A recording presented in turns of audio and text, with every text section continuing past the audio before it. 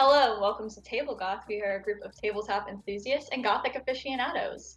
Tonight we are playing our third session of our Monsterhearts campaign called Waverly Springs. Monsterhearts is kind of a dark and edgy game about a complicated and dramatic team. That being said, it can get pretty dark, so make sure you take care of yourself. This is just a general content warning. This episode in particular, if things start to feel a little uncomfortable, I would say pause it, take a break, take care of yourselves, do what you gotta do. And with that, we'll go ahead and introduce our players. Mandy. Hi, I'm Mandy Rose. I play Angie Bishop, and she is a witch. Bixie. Hey, I'm Bixie Bro. I'm playing Reginald the Queen. Bully. The name's Bully. I'm playing Esther O'Hare. And Metal Chocobos. I'm Metal Chocobos, and I'm playing Levi Custer, the Hollow. Cool. I'm Ms. Petty Dreadful. I'll be your MC, and this is Waverly Springs.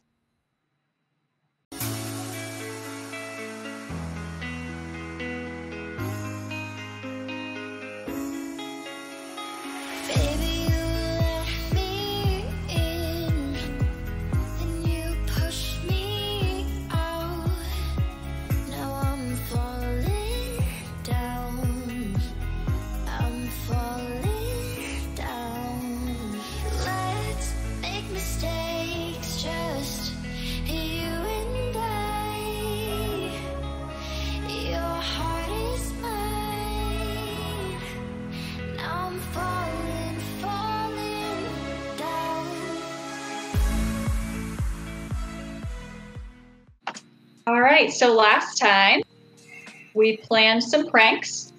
We kind of went back and forth with each other for a while, ultimately going with Esther's plan to post screenshots of the junior class saying or doing embarrassing or socially incriminating things around the school.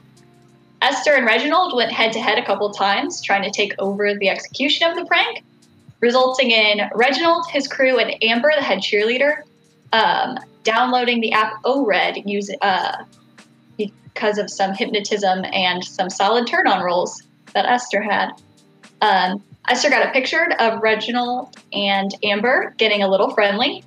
Meanwhile, Levi and Abigail had a heart-to-heart about her parents' marriage. And Angie went on a weed-fueled quest for jerky. Reginald hung... my entire We should have brought jerky this session.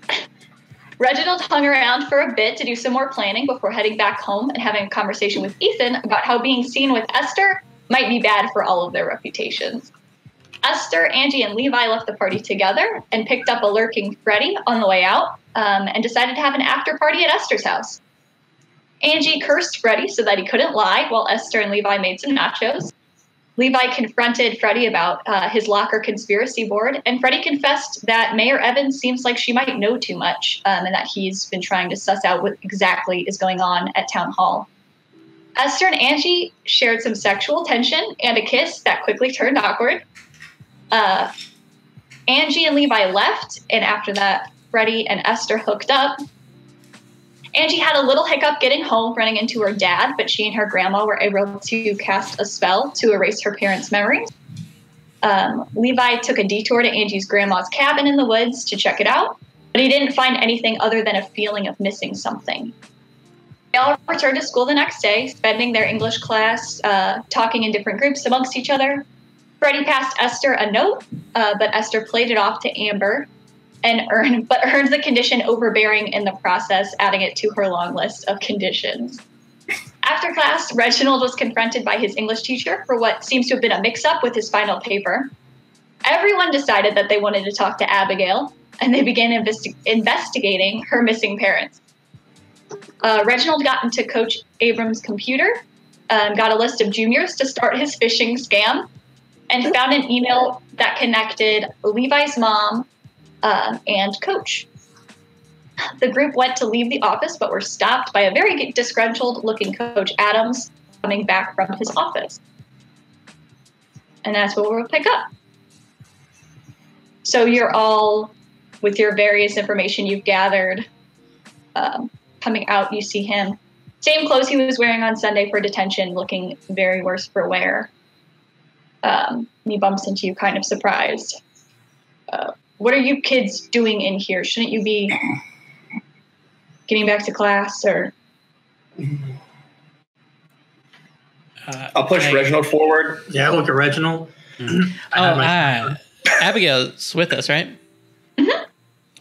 Well, she was worried, so we were just trying to help her out. 'Cause we didn't know where you were at. He notices Abby didn't look like she's kind of in the back of the room. Oh, Abby, sweetie, we gotta talk, but we'll talk after school today. You guys out of here. Why? What do you mean, why? It's school. I wasn't talking We're at to you. school. In my office, which should be locked. If you all don't want to end up in detention again, I would get out right now. Wait, Right. No, yeah. We were just. in his office? Yeah, we were. Yeah, we were in his You were- office. I forgot. I'm sorry. She doesn't know what she's talking about. We'll leave. You know, we got to go back to class anyways. Start to leave. I'll follow suit. You guys start to head out. Abigail says, no, Dad, I think we need to talk now. And I'll try. And she will not leave the office as you guys file out. I'll hang back if I see that. Okay. Are you hanging back in the office, or are you hanging back just outside, or In the where do you go? office. He looks at you, not moving, like, this is a family matter, son. You don't need to be here for this. Well, as far as I know, you've been a pretty shitty family member to her. Leaving with no disregard. She's been worried about you. And Abby, you don't have to stay here if you don't want to. You can just come with us. I would chime in. Yeah, I'm not with them, and I start to leave. Levi, I don't think this is your place. Right. Right. I'll just look at Abby and just kind of give her like a nod and sorry, and I'll head out. No, he's right. I'll go with you guys. And she kind of marches up Wait, behind don't you. you want to find out where the hell your dad's been and who that mysterious person was?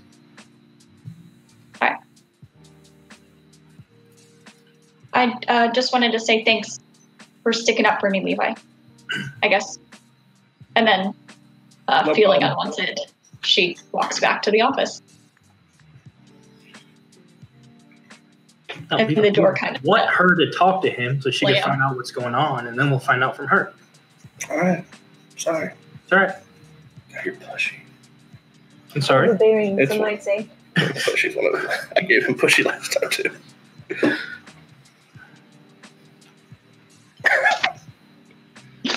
I'm gonna see if I can wait outside the office and look at the door. Okay.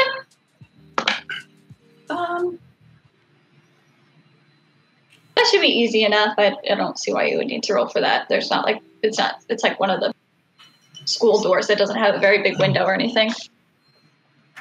I feel like Esther listens to the doors a lot. Yeah. +1. You would mostly hear Abigail's half of the conversation,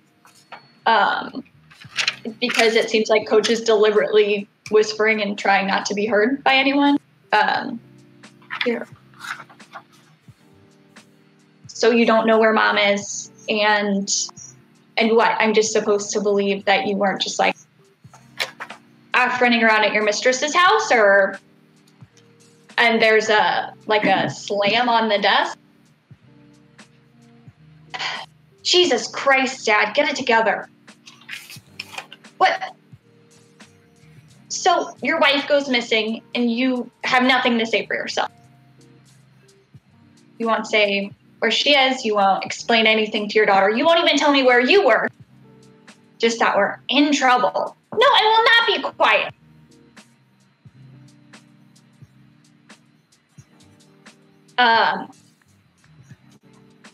and then there's some like it sounds like stuff's like getting knocked off the table or different things, and just like whatever. Figure your shit out and give me a better explanation than this. If I was out all night at a party or whatever, I would come up with a better lie than this shit. And then you hear like she goes to open the door, and you panic for a second because you're leaning right against it, so you can kind of feel the doorknob jiggle. And she stops, and you hear Coach next to the door sigh, say, "You're right. Yours are better than this, but I can't tell you here. People are listening here. Can you just hate me till you get home, and then we'll talk about this. I'm worried about your mom too." And that's when you feel the door actually go to open. Not as abruptly this time.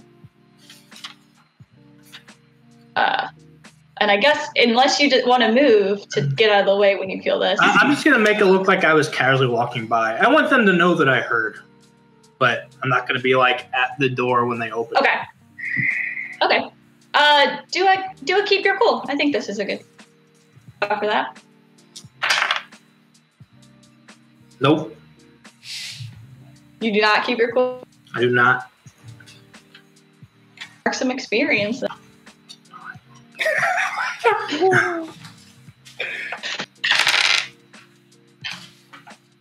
Would you Oh, shit. So you walk to kind of get out of the way, make it look like you're walking by, but you're just a little suspicious. You're too close to the door, reacting a little too much to what was said. And as Abigail walks by, she sees you and just, fuck's sake. Can you mind your business for 5 goddamn seconds? And then she walks off down the hall.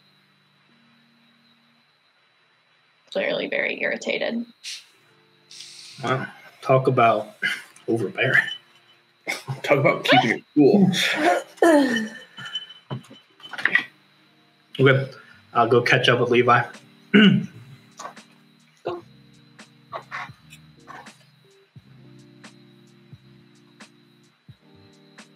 Levi, where are you? I'm at the cabin. No. I'll probably just be. Is school out? You would have like maybe 5 minutes left in your free period. And then we're back to class? And then you go back to class, yeah. I'll probably just be in my locker, then switching out books. Okay. Yeah. Let you know I listened. Anything interesting? Nothing new. Apparently he can't talk about it now. They're going to talk about it at home later. So maybe you could hit up Abigail then. Why are you so worried about her? I don't know. We had a nice moment the other When? night at the bonfire. Somebody like Abigail? No, just because I talk to someone doesn't mean I like this person. You literally were risking detention, standing up to the coach, telling her she didn't need to talk to him. You got pretty involved in pretty personal matters. I was a little pushy at you. It's not like you, Levi, and I don't think you do something like that unless you felt very strongly. Just a lot of things are happening personally for me right now, Esther. Like what? Did we all find out that my mother and coach have a connection? Yeah, you were all in there. Who knows that? Okay, I was making sure. You had a conversation with Abigail about it before. With my mom and coach? Yeah, you guys read it in the email on his computer because you went in the hallway and talked to Abigail about it. You had a sidebar. So you I don't know about it, correct? No, you do. Okay. I think Wait. I think if I remember correctly, I kept that secret because I was looking at it when I went into the computer, and they went out and had a conversation about the cheating, I think. Yeah, we talked about something else, I think. Oh, Yeah. okay. Then, Yeah, we'll go with that. I think at the moment Reginald decided to keep his mom and coach have some weird thing going on.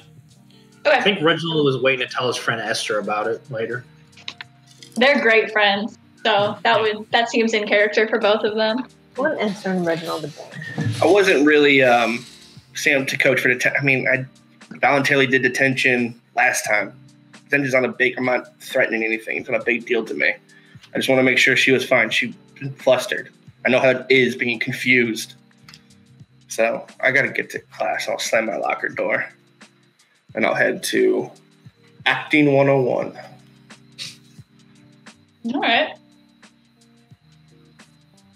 High school classes aren't numbered like that, but okay. What? Mine are. All right, shit. I checked again. You're right. Really? Were your schools not numbered? Mine were. Does anybody want You're to? also homeschooled. That's true. Your but parents numbered on your. Does anybody else want to do anything before free period wraps up? I feel like I had something last time and I've completely forgotten. Yeah, same. Yeah, we took a few days. Yeah, sorry. I'm gonna take one of those shotgun slugs. I'm gonna carve Reginald's name in it. This is an open carry school, right? Colorado, baby. Okay, so Esther's not doing anything. Anybody else got anything? Nope. Okay. You guys had your next I remember class. what I was going to do. Never mind. Okay. But I realized that the last scene wiped out what I wanted to do, so it doesn't matter. Okay. The shotgun scene? So on your way to your next class, Ethan kind of leans up to you. I'm so sorry, bro. I think I turned my draft in as your paper. Yeah, super. And I think that's why. Yeah, it was super precarious. I think I was able to lie my way through it, but she does want a revised outline. Yeah. So if you have a revised outline that I could, just take and give to her. I mean, you haven't turned any outlines into her, have you? No, I didn't do the outline portion. I wasn't going for extra credit in the class. You can't exceed 100%. So. Yeah, right, sure. Okay, cool. So yeah, if you could just give me that outline, we'll just have to be real careful. I think she's on to us a little bit, but I mean, she's kind of an idiot. I mean, she's teaching English at a high school. There's no way she's going to catch us. Yeah, I mean, you're definitely right about that. So, also, the plagiarism check does not do the job it needs to. I mean, after we graduate, we should tell her that thing is useless. Yeah, I mean, but we could write something better, in an hour. It's ridiculous. I'm going to go print that out in the computer lab right now. Give it to you. Give it to her. End of the day. Yeah, that works. Cool. Okay. And he peels off from your group to go take care of that. And you guys go through your next class. Everything seems pretty normal. Levi is really getting into Macbeth for some reason. No, I'm just watching it. Oh, he just watched him? Okay. You get acting 101 just to watch. To learn behaviors. Honestly, just to learn behaviors. And I don't like Macbeth. Kind of creepy. All right. So you go through that, and then you guys get to your last block of the day, which you all have together. It's your same homeroom class. It's your history class. History 101? No. History 203. It's an AP course. Ooh. But you guys are working on your final research assignments there. You're going to give oral presentations and turn in an assignment. So you guys are actually doing study block in the library where you're just doing research on the computers. And most people treat it as a second free block. Your history teacher isn't even in here. It's supervised by the librarian. She's in and out almost constantly. So you guys get a little bit more free reign. And Amber leans over, kind of at the table she's in. She leans over to you, Reginald, and says, "Hey, we've dug some more stuff up on the juniors. Did you send that email out yet?" No, but not yet. She says it loud. The whole class could. Okay. Yeah, I'll just kind of give her a glance, but then be like, I just obtained the appropriate list, so we'll be sending it out shortly. And kind of in a more quiet voice. Okay, just get it out because we're getting our stuff together, and honestly, we've got some good stuff. Georgie says we can't post nudes on the walls, which is a bummer, but you know. Right. Yeah, no, I think that's probably pretty illegal depending on the age range, but otherwise, okay. Yeah, sure. We'll get something sent out tonight, and we should probably get some dummies clicking pretty soon. All right, sounds good. And she leans, and you guys in like the group chain that you would all be in because you were all at the party, get notifications of a couple of like Elsie and Amber, sending a lot of the screenshots from some of the like more popular ones. CJ has sent a couple from the volleyball girls. Less of like who's hooking up with who or who's cheating on who. CJ's like are more like embarrassing things that they've said or done. A couple like asking her like personal sex ed questions, like not knowing how to use a condom or something that she thought was like kind of funny. And then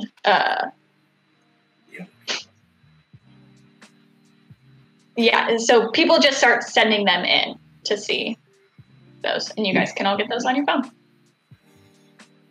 Throw my phone away. Can I have you said this was happening to where the whole class knew. Can I have recorded that conversation between Amber and Reginald? Yeah, when she started speaking up louder, you can record it. Okay. Cool. I feel like you need to get a tape recorder so you can literally just like hit a button and start recording rather than like pull it up on your phone and all that jazz. You think a tape recorder is less conspicuous on a cell phone? No, I'm just saying it's faster. This was pretty quick. You gotta work smarter, not faster. Give your phone back. Yes. I assume that was a conversation My way into it. in character where Angie has a couple tape recorders at home. Old media. Say analog, you know, I didn't even get the digital one yet.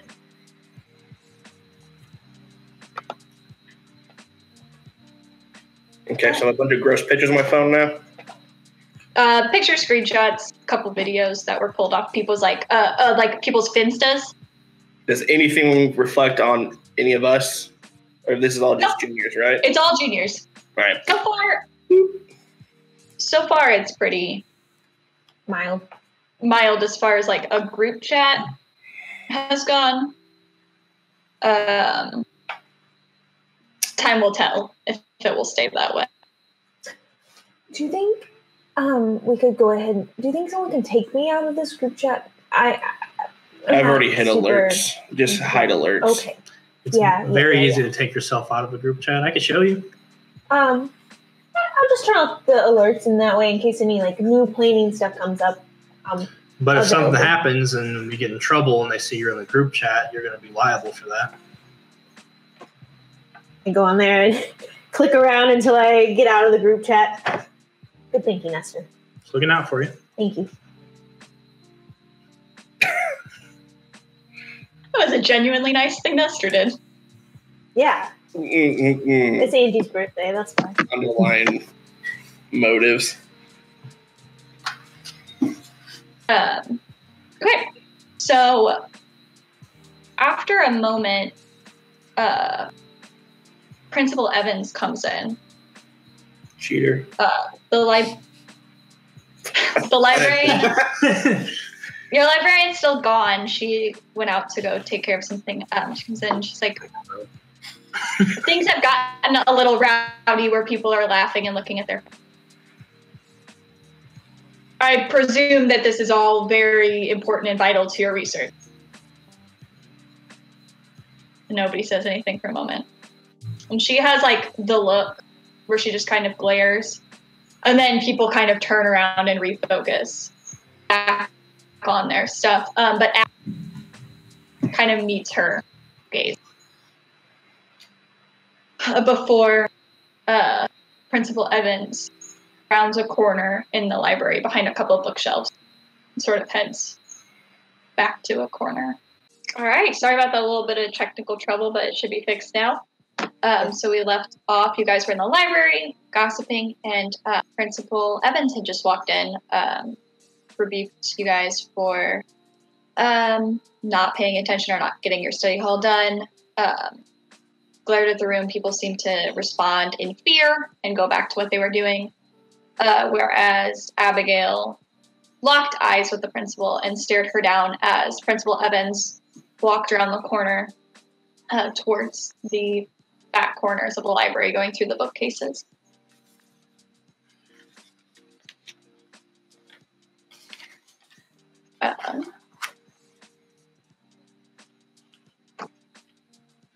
As she rounds the corner, students would kind of start to regroup, not really loudly talking, but definitely passing things back and forth. And then, Esther, where are you? Where would you be positioned in the library? There's like the back wall with the computers on it, and then there's big, like long tables that fit like 6 people where you could be sitting studying. I'd probably be at a computer. Okay. The desktop next to you, Freddie would kind of scoot up, fill that spot, scoot in next to you. So what are you working on? Conspiracy theorists. Conspiracy theorists who you hooked up with. Oh, yeah, he's the one I just banged. Yeah, okay. A lot of names. This very morning. Ooh. If it was dark out, that counts as night. History, I guess. Yeah, but like I'm doing like the Reconstruction period, in American history. But what are you working on? Cool. So, what do you know about Abigail's dad and the principal? What do you mean? What do you mean? What do I know? Well, I know what you told me. You don't know anything else? Who said I would know anything else? And then he leans in. And he's like, "Why would you want to know?" Whatever you know. Because he's in her office like late at night. Like all the time? Maybe like a couple nights a week. Well, I already knew that. You don't know anything more interesting? I heard him yelling one night. About what? It sounded like they were having sex. If I'm being honest. But then, Freddie, would you know what sex yelling sound? Well, yeah, you would. I heard you, didn't I? Yes, How loud did you say that? He didn't say it very loud. Okay. Now, what were you saying? Why get your tape recorder out? I think I heard. Okay, I don't speak Latin, but I did watch every episode of Supernatural, so I think I know what it sounds like, and I'm pretty sure that like. And he keeps leaning in like more uncomfortably close every time he gives you another detail. So very uncomfortable. He's like, I think Principal Evans Is was Latin? screaming Latin? No, was screaming in Latin. Like during their, I don't know.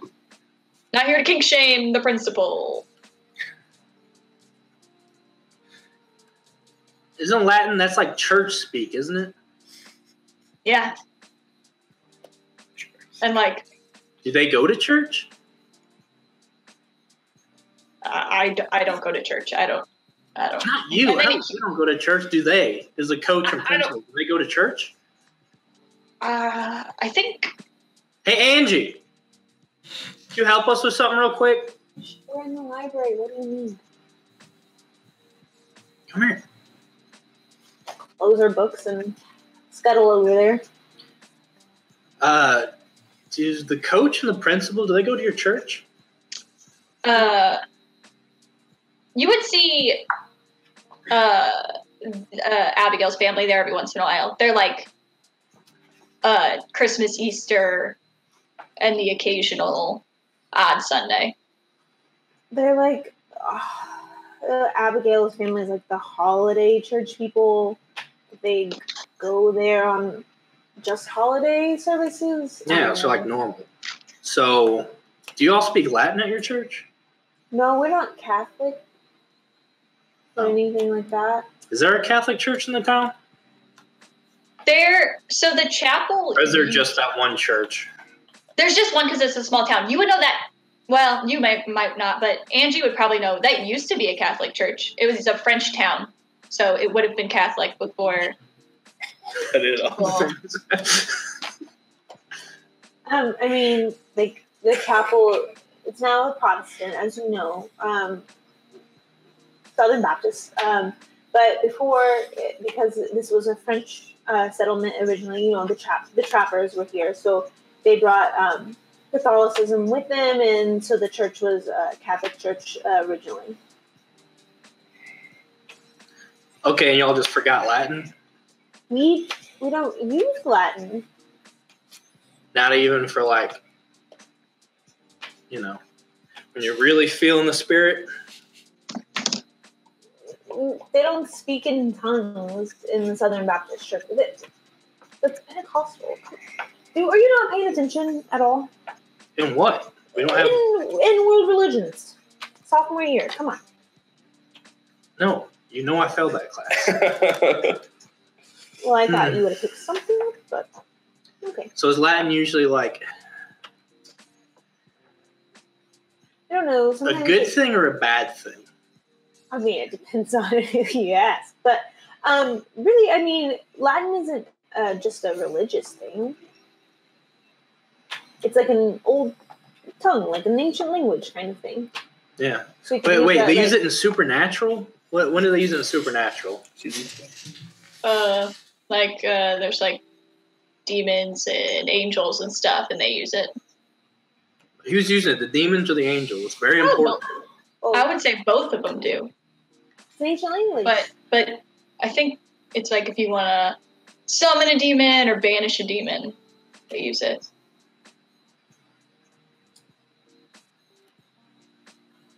All right. So, it's all to get us into the principal's office after hours. And Angie, if I was to show you demon stuff, would you know? I mean, maybe? Like, I don't know, doesn't the Bible deal with like dark stuff too? Or you just know the good stuff? No. You should look at Revelation sometimes. Yeah, that's on my list. Stuff is so crazy. But so if we found some shit, you might know what it meant. I mean, maybe. But I don't really want to, break into. No, you don't have to do anything. We're just going to show you the stuff if we find anything. Okay. I don't want you spreading rumors around. I've never broken into the school. I just go around outside, usually. And do what? So you just listen to them bang from outside? Is that loud? What? Angie, don't you have a report to be working on right now? The principal just said we need to be busy. Yeah. I swear, that girl is so overbearing sometimes.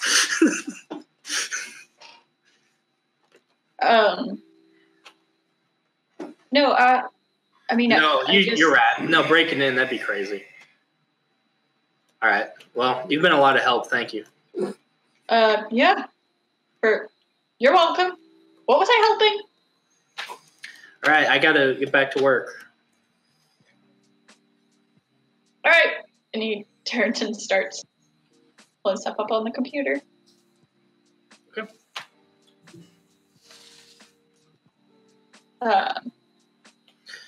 his name on the shotgun shells. Where'd you get this? Reginald, not Angie, sorry. Now I'm confused by the A names. Amber does a similar thing to you. She kind of leans up next to you. Where are you guys stationed in the library? I'd definitely be at a computer. Okay. She comes up behind you. You're like kind of dispersed on either sides of you. Hey, just send that email out now. We got to get it by Thursday. Come on. Well, I mean, I'm not going to do it from an insecure network. That's pretty stupid. Go back to work. Oh, God. This whole room is an insecure network, and she goes. Yeah, that's my point. I yell backwards. Hey, Reginald. Fucking Philistines. Yeah. Shh, stop yelling. Oh. Yeah. No, it's okay. Yeah. No, principal. This computer's fine. I keep plucking away at it. You shout that after Principal Evans, but you do not hear a response. Abigail, where are you, Levi? If I saw her start to go towards the bookshelves, I would try to look for another history book to research and follow that. Okay. And just act like I'm going her way, trying to get closer, just act like I'm looking up a book. Not like the same aisle, but like the aisle next to it or something. Okay. So you go kind of looking through the books, not really paying attention to what section you're in or what you're doing. Give me a cool, or keep your cool. Easy. You got it. No, I don't. Well, I do. I have a 7. So you tell me how my actions would leave me vulnerable.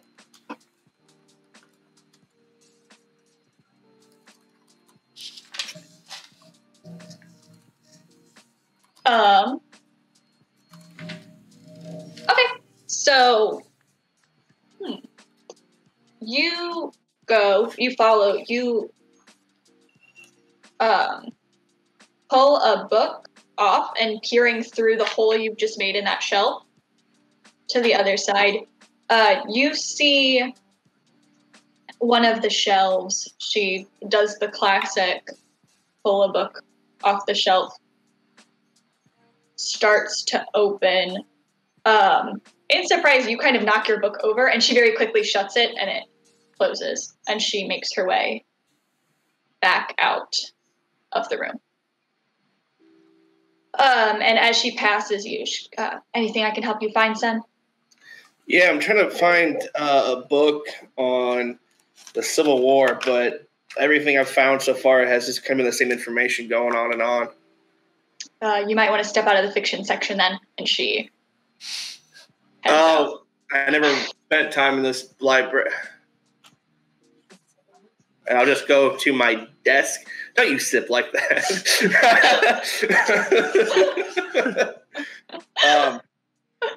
So lucky we're remote. Actually, I'll go to Esther. If Freddie left, I'll go to Esther. Okay. If this all happened at the same time, I don't know.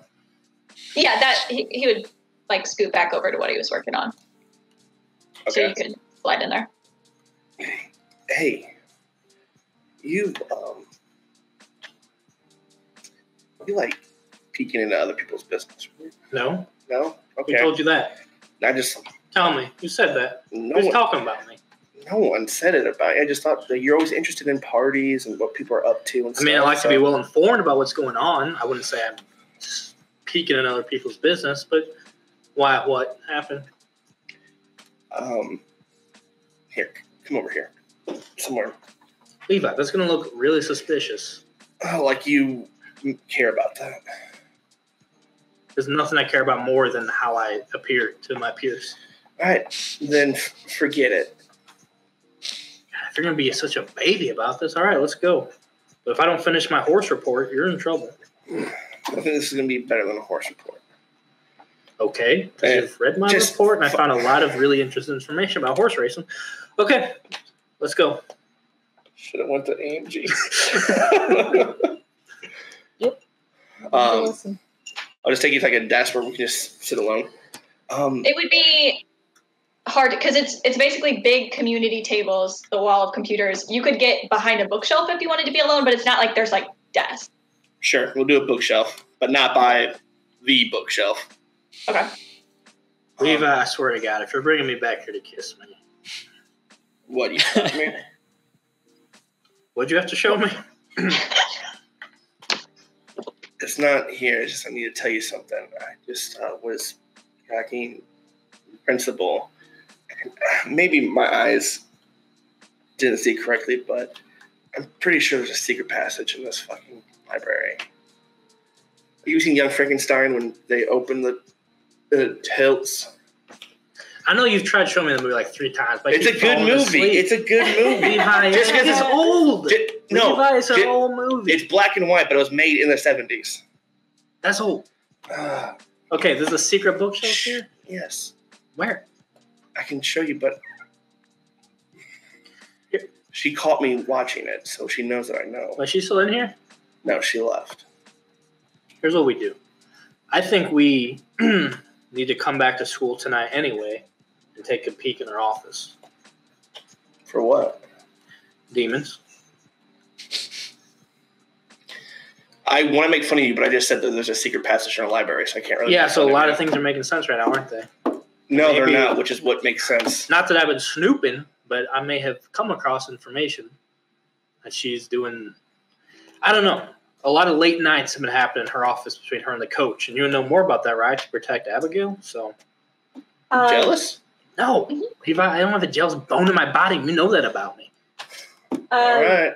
What's up, Angie? What? I want to interject and say that kind of Levi, like Angie would have been on the other side of the wall, actually, like other side of the aisle, actually looking for a book.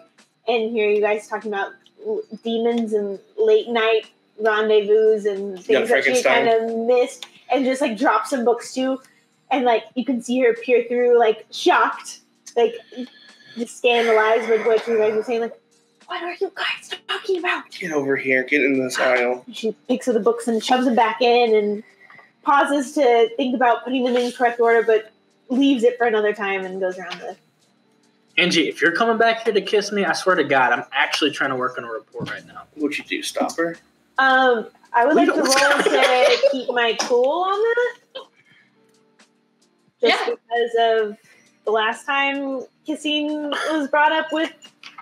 So I have a question. Do you want to roll keep your cool, or is this a situation where Esther should roll to turn you on? I want to roll keep my cool because I was very flustered and upset about it the last time. So I want to try to not be immediately flustered and give the wrong signals again. I should have kept my mouth shut. That's a 3. A 3? So now she has to lash out physically, right? I have my gun. You don't have a gun.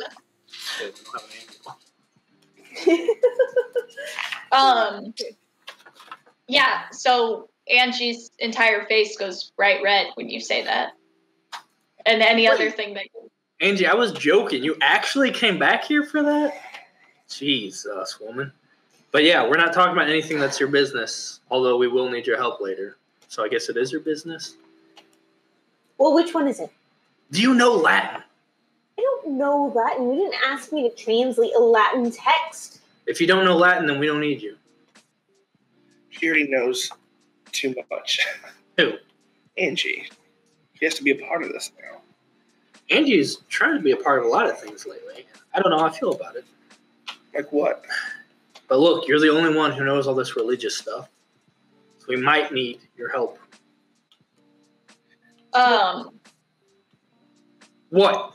Around the corner. It's the last help is Rachel, it's me. Because people are actually working on their project, you would see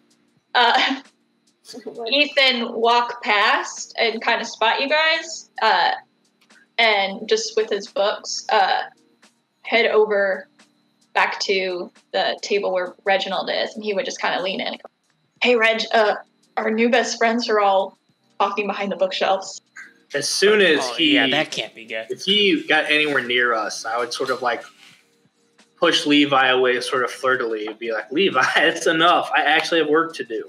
Enough of what? Shut up. That's Ethan. Ethan just walked by. Did you see? Okay. Ethan, did you hear anything that they were talking about? Esther was like pushing Levi off. They were talking about Latin. Oh, okay. Which I know is one of your top 3 favorite dead languages. Yeah, no, it's like probably my second best dead language that I am good at. So here, okay, let's play this off cool. I kind of bump him on the shoulder, start to head over there with him. We scatter. Oh God. Well, actually, we need Reginald too. I was about to go to him, but now I guess it's coming to us. So everyone, be cool. Yeah, Reginald, I said. He's come back to kiss you. E pluribus unum, anyone? You guys are looking for somebody who knows a little Latin? Talking about quarters? Isn't that what's on quarters? It is, yeah. Yeah, no, it's United, stuff like that. Anyways, you guys need help with some Latin? It's a weird history project you're working on. I thought this was like American history advanced placement. Oh, it's just like the influence of Latin on American culture, like the quarter, Yeah, and people used to speak it in America. This used to be a French town because of trappers. I don't know if you knew that. It's a French town. Yeah, I'm not sure about Angie, shut up. that one. What's really going on? Does this have something to do with... It has nothing to do with demons. Well, Reginald, these are books over here, and I know you like computer stuff, so are you lost or something? You tell me what's going on. You guys clearly need somebody who knows Latin, and I'm here. So. You know Latin? Yeah. Oh, we might not need Angie at all, actually. Well, we need a computer person, actually. We're going to have to break into the principal's office tonight. She might have stuff on her computer, and I don't know how to get in there. Yeah, that sounds dangerous and a little evil, but also pretty useful, because if the email came from the principal's computer and email, then a lot of people would have clicking it then. That's actually a really good idea. Yeah, that's why we came up with it, Reginald. Hi. All right. I mean, the breaking into the office was actually Angie's idea, but then I realized with the computer we can do the thing you said. Yeah, that sounds unlikely, but either way, yeah, sure, let's do it. What? But why do you need to know Latin to break into the principal's computer? You'll see, Reginald. It might not make a lot of sense to you right now, but maybe a little later once we explain it. Well, I think I'll be doing the one who's doing explaining tonight. All right. Kind of bump Ethan on the shoulder and kind of do a chuckle, like a unified chuckle. Oh, it's just tripping. Well, So wait, we what have are we each doing? other's numbers, so I think we should come up with a plan to get in here later tonight. If we're going to figure out this principal and coach stuff and send out the email. A few birds with one stone, Sure. So you could help your friend. You could help with the email, and I can unsubscribe from this group message so I don't get in trouble. You already know too much. sorry, too late. I'll You're tell on wrapped you in. so quick. Right, yeah, it's probably best she comes with us. One thing that I've learned is if people are implicated, they're less likely to rat on us, so. I know that because somebody made me a criminal. Who made you a criminal? Looks like you No, want to. that's a joke, it's. Oh. I didn't get it. All right, so why are we really doing this? Yeah, so we'll meet back here tonight. Let's say midnight. That's really late. Yeah, it's like, why would an email go out at midnight? That's pretty crazy. We got to make sure no one's here. It's not going to be Janet here at midnight. I mean, everything should be cleared by 8, right? There's no games. Ethan would lean over to you, Reginald, but kind of sidebar Mm-hmm. and say, You can always set the email on one of those timers so it comes out at like 8 in the morning tomorrow. But whatever you say, dude. Just got right. Yeah, it's good. Good call. Good call. Yeah, I thought that was pretty obvious. drink to that. He did not say it to where you guys could. Nope. Are we Actually, right there? I lean back. Midnight's perfect. Yeah. Midnight works. Yeah. You could probably hear the murmurs of it. But he was trying not to correct Reginald in front of. Well, he failed. I get to roll against it because he's here. All right. Yeah. No. Okay. All right. Yeah. Sure. Midnight. That's fine. Okay, midnight. Well, great. Wait, Ethan, are you coming with us? Ethan, you should come with us. He looks at Reginald. I don't know what there would be for me to do. You guys have Reginald, so. Well, Yeah. I mean, I was probably gonna bring Nick anyway, so to That makes sense. He's math computer guy. Well, But I mean, good writer, so you can help compose the email and. he already composed the email. We have it drafted up. I mean, it's a whole Talk thing. flash drive. But You just said the whole thing about people being implicated and blah, blah, blah, and criminals, and you brought Ethan over to listen to this conversation. You're right. Ethan, Nick, and Lori and I will all be there tonight. Cool. And No, we don't need all and of I you. leave. I Ethan said, will do. all right. Don't listen to that. Okay, yeah, you head back over to finish up your AP project. The three of you do the same? Yes, no? What's wrong? We're really doing this. Do you want to help Abigail? Yep. We're we really really think doing there's it. a demon, and No, there's not a demon in there, but late at night, the principal and them are in there screaming Latin. You're not at all curious? I'm curious. I mean, if you don't want to be helpful and help people out, you don't have to. The rest of us could just be good people and help. The reason I told you about the secret doorway was because I want to help.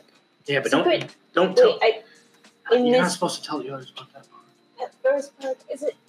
I love Secret Doorway. That's the Have you name of seen- a book, Yeah. The Secret Doorway. Have you ever seen Young Frankenstein? No. Why does? No one's seen that. All right, then The no. Secret No, Doorway I is don't like that it's kind a of book thing. and a movie, and Adaptation It's- of. it's Young adult. Frankenstein? We probably shouldn't tell you about it.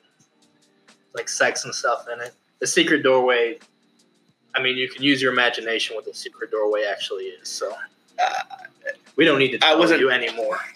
Talking about, But these are things me and Levi talk about sometimes. So not all the time. sometimes. Abigail Abrams to the principal's office. Abigail Abrams to the principal's office. I don't do that. I'm just doing the background. You do hear a couple of ooh. Oh, yeah, Esther's one of them. You didn't do it. And you guys still behind the bookshelf don't see, but Reginald, if you look, you'd see she kind of confused, packs her stuff into her bag, and heads out towards the I'm principal's gonna office. nudge Levi. You should follow her. You told me. Okay. She's about to get some bad news. She's going to need a shoulder to lean on. If I can help, and I'll head out that way. Yeah, I'm going to go see if Ethan will help me finish my project. Okay. Secret doorway. Oh, yeah. Yeah, you go up, find the spot by Ethan on one side of I'm Reginald. doing a thing on the history of horse racing, and I found a lot of pictures, but I guess this is mostly like an essay type thing. Yep, and an oral And it presentation. looks like you're already almost done with yours, so could you help me with mine? I kind of lean over at this and I say, actually, he already said he's going to help me with stuff, so. Oh, Sorry. you need original? I thought you were smart. Oh, yeah, no, it's fine. I get it that whenever you don't have a quality of paper that requires review of a scrutiny level that, Anyways, he's just a little busy, and I kind of glare at her. Okay, I don't know if I need to try to roll a Can I shutdown roll- for this. You could roll. You guys need to do a focus. I was going to roll the turn to Ethan on. Maybe we could both roll. Yeah, I was going to say, do opposing rolls. This is fun, because you're both good at what you're trying to do. Do I have to declare a string ahead of time? Yes. Okay, so I'll And, pull... yeah, what string are you doing? well, I have a string on Ethan, because he's part of my gang. Are you shutting me down or Ethan down? You have a string on me, too. I think have it would Not sure. Who would it be? Would it be Ethan or would it be her? You're affecting Esther. You're shutting Esther down. You'd have to have the string on Esther. But I guess if we're both trying to affect Ethan, I guess it's whichever. If he's better at telling Ethan, no, listen to me, or if I'm better at making That's kind of what I was thinking, yeah. Yeah, that works. Okay. Fucking Rich. I'm going to give a dark power string on me. Oh my god. How many does it have on you right now? 0. Well, 1 now. It is 3. 3, okay. So I'm going to use the power flows through you. So I can add to this. My pen's not working. So while he's doing that, I'm going to put a hand on sort of Ethan's shoulder and sort of lean into him a little bit and be like, I really, really just need your help on this. Did you get the secret I sent you, Lily? Yeah. Cool. What was it? None of your business. Okay. Yeah, I was going to work it in, but Reginald's stepping in too early, so I got to... No, that's okay. Oh. How's she roll? The dice are an 11. With my +1 hot and +2 for the dark power. Esther's not so good at math, so you tell me what that is. Nick pipes in and goes, 14. All right, How so do you gaining roll over experience, right? Did you roll? Yeah, you get. Yeah, I rolled really bad actually. Doesn't even matter. Yeah, I Okay. got close to the darkest self for nothing. He blushes. And just because you're asking him to help, he's going to give you something that he thinks you want, and he's actually no. Oh, Reginald, we got plenty of time to work on yours. It's it's gonna help her out. Kind of glance. Right, cool. Thanks for sharing, Reginald. Reginald, I'm actually pretty good at English if you want me to review your paper at all. Oh. Actually, Angie's very smart. I've been I know playing a wing woman for you, so... I know she comes off as kind of, she's actually very smart. Thank you. You're welcome, honey.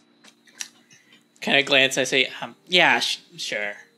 Kind of pull up a seat next to me, next to the computer. And honestly, mine, I just need, I don't know, a more creative set of eyes on mine, So yeah, I'm going to be flirting with Ethan and get him to work on my a horse paper. Yeah. He actually points you in the direction of maybe steers you towards the Pony Express or an actual American history subject. No? No, they race horses in America. Well, they do. How it affects Southern society and what she capitalism. said. Yeah, so you're right up. But I really want to be talking to him about how impressed I am with some of these people and how much they accomplished at so young and sort of some of the big names in this and how fascinated I am by. Back in the day, people seemed to be making a name for themselves without riding other people's coattails like other people seem to be doing around here. Yeah, I agree. I think you've got these great minds, that triumphed out. I'm always, Nick's always saying we got to try to be a Tesla, not an Edison. A car? No, Nikola Tesla. He was, and then he starts trying to explain Oh, the Tesla Edison. I lose interest quick. So what do you want to do after all this? I know you like writing stuff. I've actually read some of your things. I read your comments. I read a ton of stories. Some people make fun of me for them, young adult and romance and all that. But genre fiction's nothing to sneeze at. It serves its purpose. Yeah, no, I agree. But I don't know. Maybe if someone were able to show me. Have you written anything? I don't know. Maybe I could learn new things, explore new things. Both of us can, Like a secret doors. Writing partnership. Reviews. Yeah, I've read a lot, so I can give some opinions. And like I said, I think you have some good ideas, but I know what people like, Yeah, I mean, we could do it. I mean, I've read your comments on my stuff. It was all really nice. I appreciate it. Appreciate the. I mean, there's only so much I could do, character limits and all that on there. Like, I mean, if you have time, maybe sometime when you get coffee or something, I could really talk about some of your work.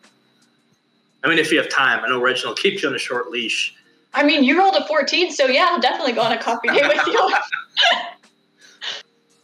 Yeah. Let's do that this weekend then. Yeah, that sounds great.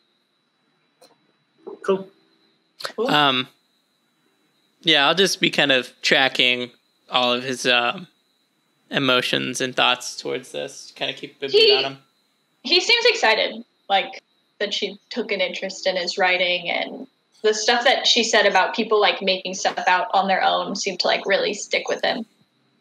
Where he was like kind of interested in that and that sort of thing. Mm-hmm. He's excited to get coffee.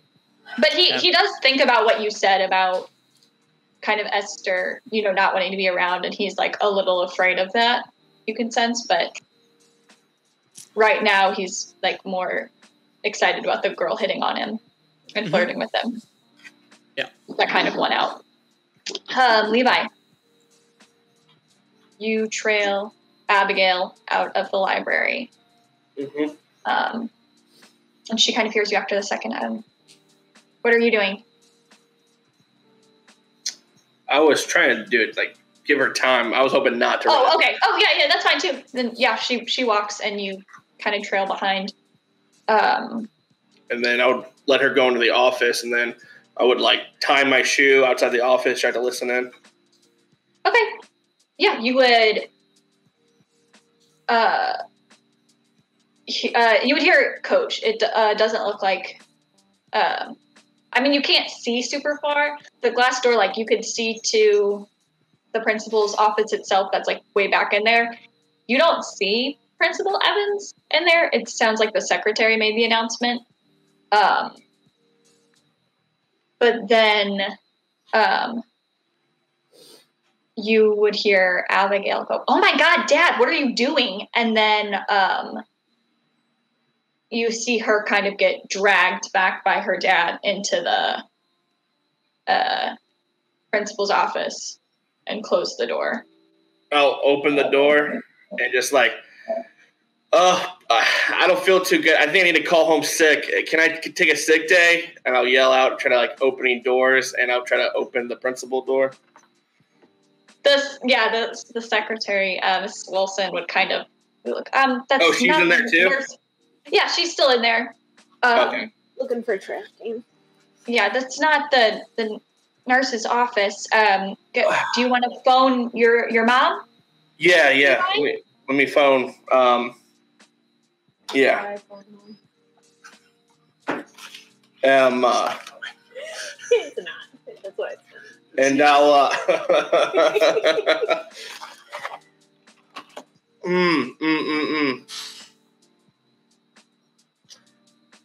I'll start to like act like I'm about to puke, and you don't need to see she grabs this. for the trash can. You don't need to see this, and I'll rush into the principal office.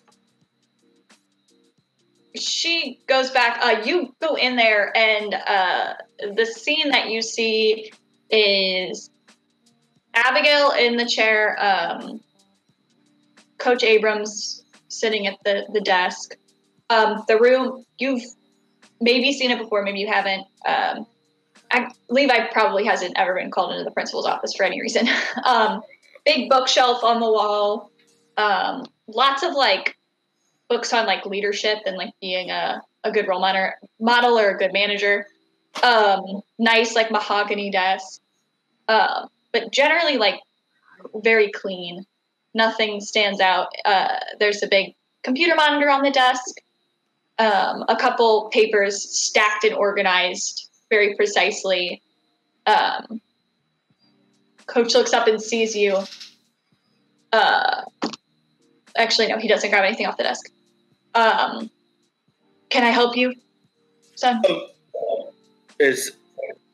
Sorry, I didn't want to puke in front of Miss Janet Wilson. I think I gotta go home sick. and you needed to. Borrow your trash can? Why don't you actually get Oh my god! He pulls a trash can out. Miss Wilson comes in and she goes, "I'm so sorry, Coach. Are you all right, young man?" No. And I'll grab the trash can and I'll just like put it on my face. But I'm going to lock eyes with Abigail. And as I walk out. She looks at you and locks eyes with you. She's scared. You can see for just a split second she loses like the very angry veneer she has and just looks at you terrified as you walk out. I'm not walking out yet. Okay. Can I gaze into the abyss? Yeah.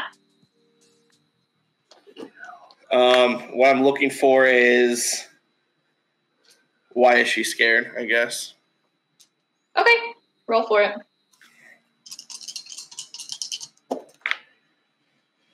That's an 8. What do I add? Your dark. That's my dark. +2. So it's 10. So on a 10, That's a complete success. complete success. Lucid vision. And I take 1 forward. You look at Abigail, see that she's scared, look back, and for a split second, your eyes glaze over, and you see through the desk, and you see a small handgun in Coach Abrams' hand that he has not. He's had his hands under the desk, and he's holding it under the desk, and that is where we will take our first break. Get Esther.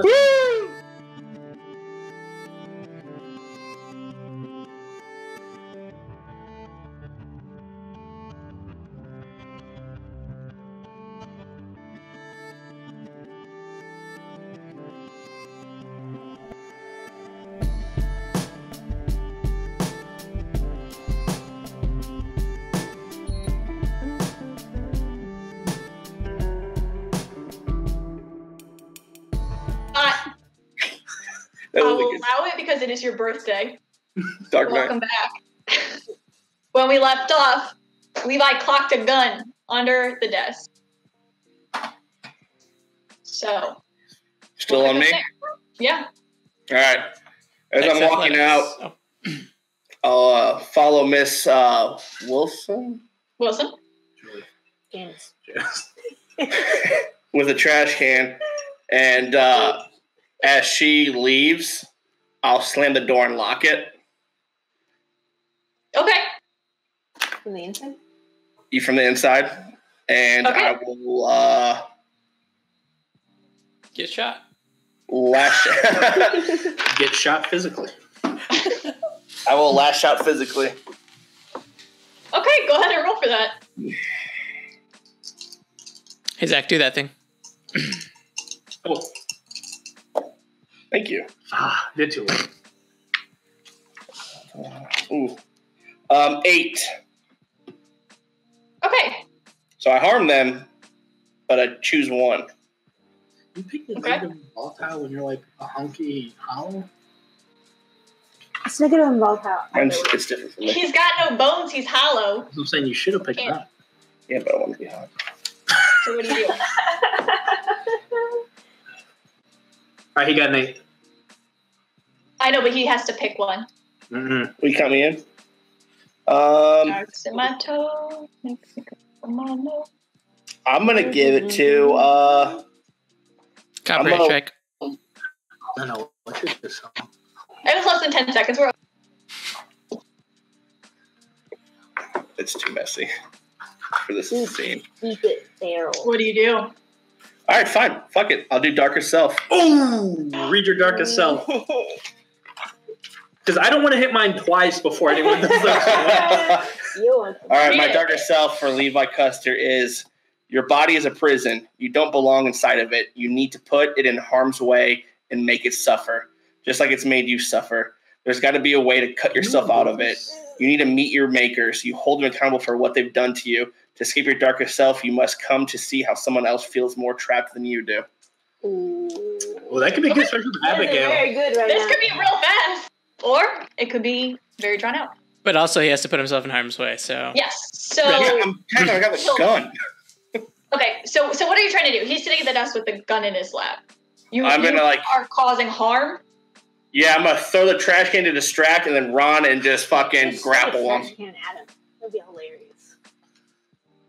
Okay. You go. You get a hit off on him. Just angry about your body and yourself and everything that's going on, and honestly, just how confused you are about the whole situation. I would go for his gun hand to knock the gun out, Okay.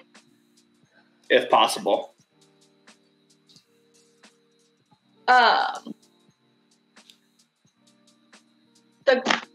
So the gun falls to the floor for a second. You've got him grappled, or you've got his arm for a second. He goes to throw you off. Go ahead. I'm trying to remember how my side of combat works. Roll another volatile to see. It'll be like competing. Another lash out physically? So it was essentially you rolling to lash out physically against him. Assuming that's what you're talking about. Yeah, I guess. And then you usually, you get to decide how much harm is done with each lash out physically. Yeah, so I've got. But I think it's typically like one. Because we only have for something like this, it would only be one. Yeah. Okay, we'll just.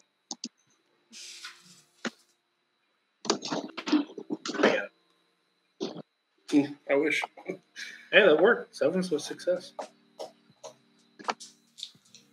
Punch your little face. So. Okay. I did a little dice generator, and he got a full success. So he goes and knocks you off and goes to reach for the gun.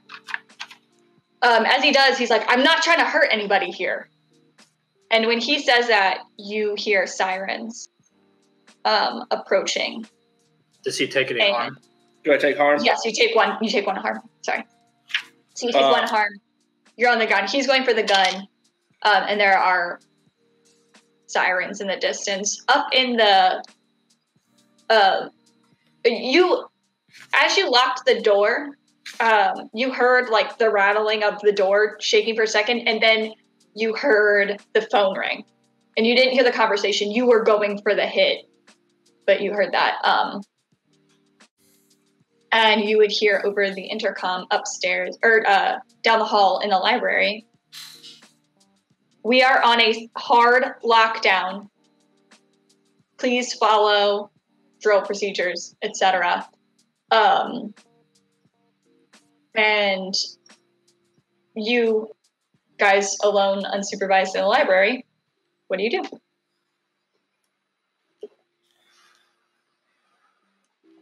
I would just gaze into the abyss to figure out what the hell's going on. Okay. I'm going to pull my phone up, get that sort of glazed over look, because my glasses just reflect all these flashing images again.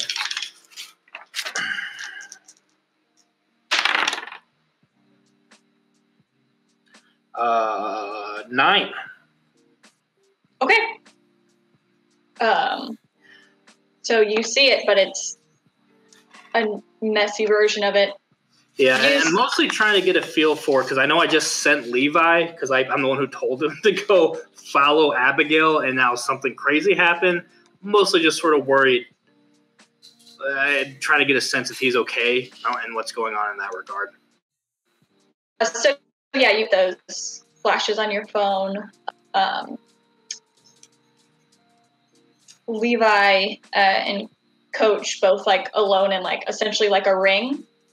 And they're fighting, and they both look like decently battered.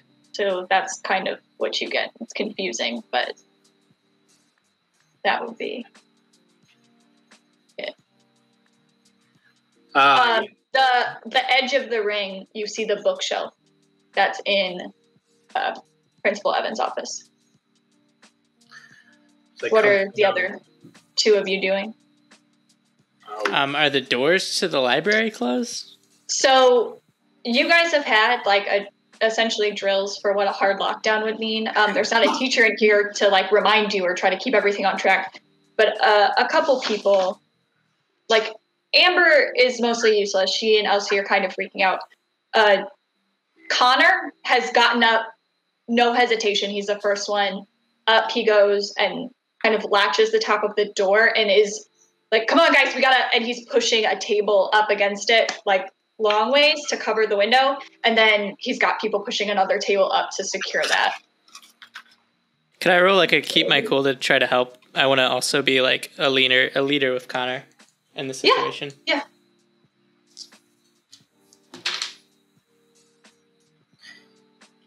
Is Isaac in here?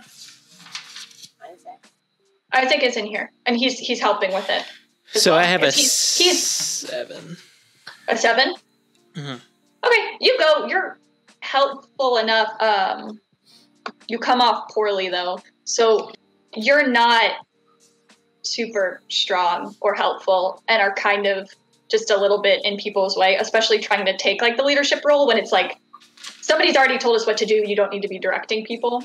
Mm-hmm. Perfect. So with that, having had a little bit of a moment with Isaac earlier, and he's a football player. I'm gonna grab Isaac and just try to get him to come with me. Like something, leave us in trouble. He needs our help right now. Esther, we're all in trouble right now. No. It's happened in the principal's office. If you do something about this, you could save a lot of lives. Come on. How do you know what to do? I'm gonna try to. I don't know what this Shut would him do. down. I guess this would be more shutting him down. Yeah. Yeah, if he's trying to argue against me, because I'm not trying to turn him on with this.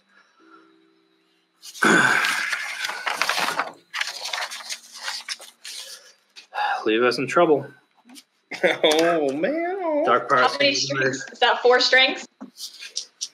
Don't worry about that. Yeah. I do have to. Man, I keep using them. I don't need it. Oh, no, I do need it because that would be a 6. So it's an 8. So it works. I just look. Overbearing. They could give me a condition.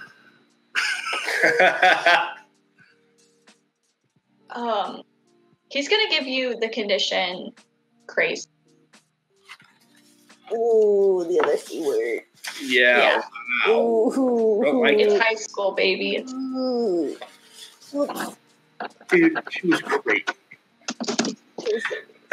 But it works, so I assume Yeah. he's going to come with me to get out. Yeah, you guys kind of squeeze past the doors. It's coming out. And you guys are Angie and them would probably notice this. I wasn't. Oh, you're interrupting people pushing like very big tables. The fact that like people are looking at you like you're insane, but also there's not a grown up. So I would also probably hear her say that Levi is in trouble, and that they need to go save him. And Angie's got a few tricks up her sleeve, so she would try to follow them as well. Don't like that. okay, yeah, you would hear a couple people at this point. All of you were leaving people. What are you doing? And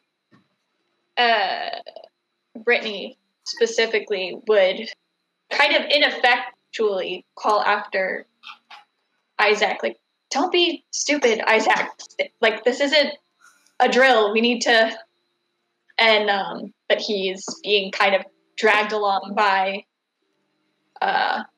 Esther. As you guys head out, door locked. Back to the principal's office, unless Reginald had anything else you wanted to do. So do they start to leave? Yeah, they're sneaking out as people are pushing. I'm not really sneaking it. It was probably No, pretty out. I don't mean sneaking and like more in a like, oh, gonna sneak right past you, than like a stealthy. It's a gallop. Yeah, I guess Reginald's feeling kind of useless in the current situation as he tried to help out and kind of felt like he was in the way. We're just going to see this as like an opportunity to maybe regain that kind of control over a situation starts to follow him. Okay. Yeah, I would say you could slip out, but at this point, people are like yelling at everybody who's trying to leave and trying to force it in. So you can go, but your clique can't follow. Okay. Okay. I go back for Ethan. I let Levi die. Check the name on his character sheet. It's Ethan now. Oh. Is Ethan's character? Me. Okay. Back in the principal's office. Yes. Levi, The last thing he said was, "I'm not trying to hurt anybody." Correct? Yeah. I'm not trying to hurt anybody. He's going for the gun, right? Yeah. I'm also going for the gun. That's gonna be a keep your cool, I think. Yep. I'll try to.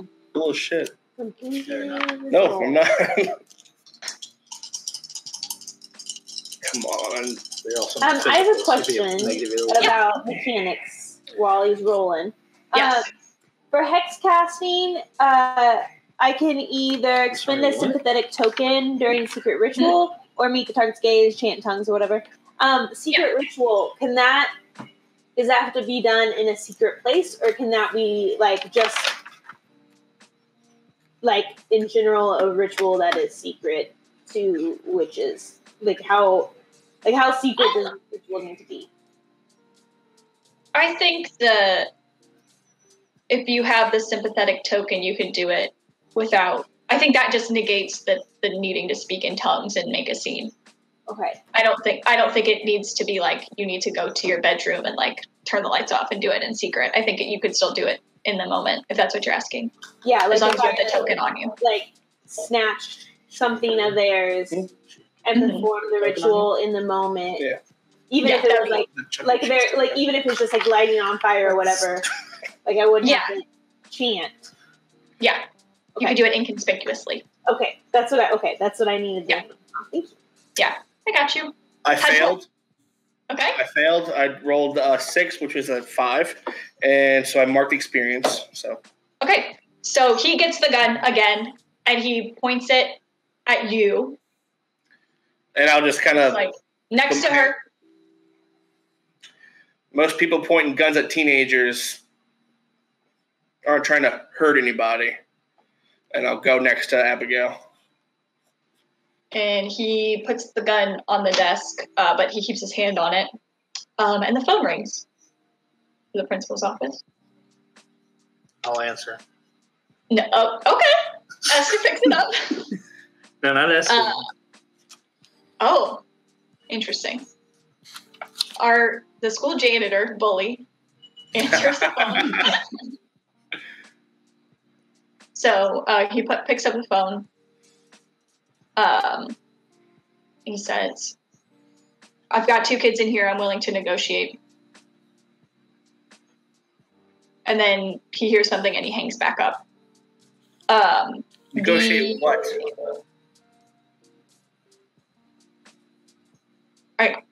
I need to get out of here. It's none of your business, kid. You aren't even supposed to be in here.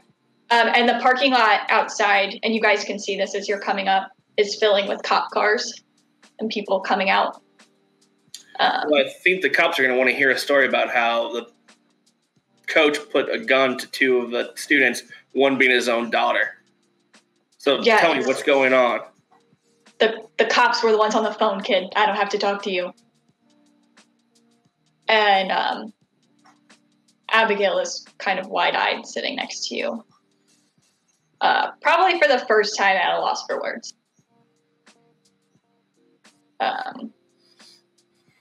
So what's your move, Coach? You want me to play football? But I don't care about what you do. What the hell shit are you talking, kid? Now we've begun negotiations. She pulls out He opens a drawer and he pulls out a jersey. Fine, I'll do it. It isn't about you, kid. You didn't even have to be here. Why'd you have a gun on your daughter?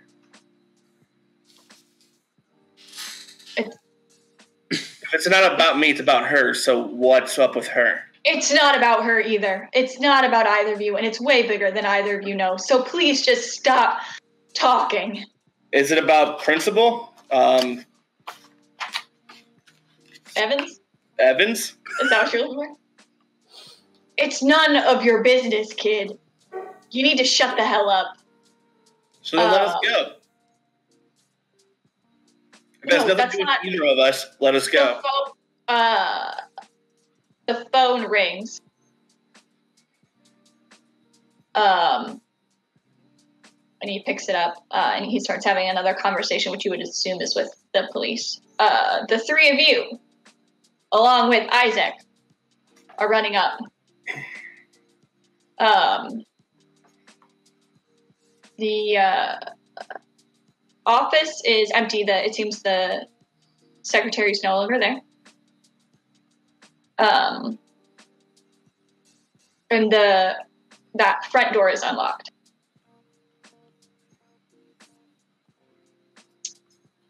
So, what's your plan? Actually, Isaac would say that. What is the plan? What is happening? Open the door. Tell Isaac to go in. Esther, what is going on? I pit her up behind them. I don't know. Levi's in trouble. It's the coach. The coach is the one doing something. I don't know. Is Isaac wearing a jersey? No, he's just dressed in street clothes. Sometimes they wear jerseys and stuff throughout the day. Never mind. On Fridays. Never mind. Oh man, I'll figure this out. I'd be like, yeah, go in there and kick Coach's ass. And why would Coach be hurting? He's go in and see for yourself. God damn, Isaac. Hey, you guys, we should really get back to the library. It's dangerous out here. Reginald, why are you even here? I went to go get you guys. You guys shouldn't be out here. Isaac, go. Angie will go in front of them. He goes to go open the door, not really knowing why he's doing it or what he's expecting to see on the other end. And it's locked. So we kind of looked. It's locked. So should we just break it open? You're a goddamn football player, Isaac. This is a literal life or death situation. Maybe.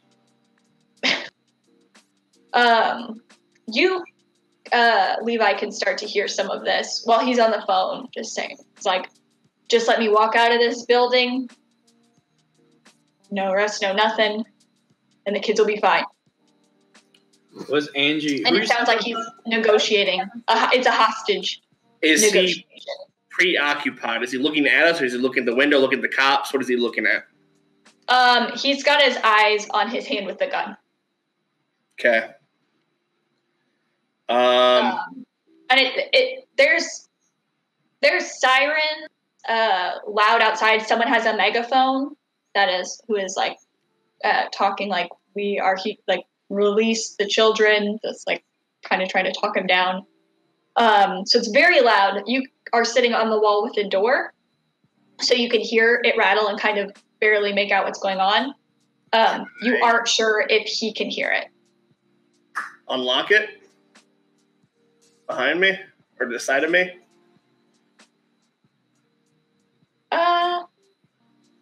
Yeah.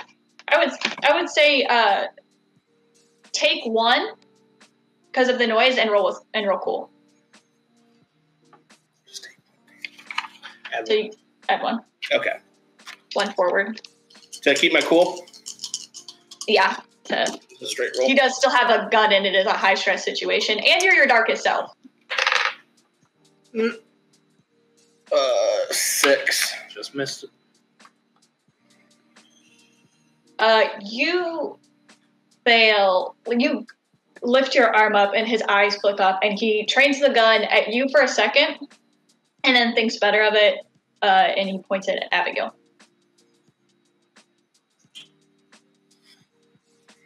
I'll just kind of show my hands. Walk back over to Abigail. Really? You're going to shoot your own daughter? I'm not trying to shoot my own daughter. Just shut up and stand there. And he goes back on the phone. And there's no way you're going to get out of this, Coach. You're trapped here. You're fucking trapped. Just like me and every goddamn day I fucking live. You're trapped. And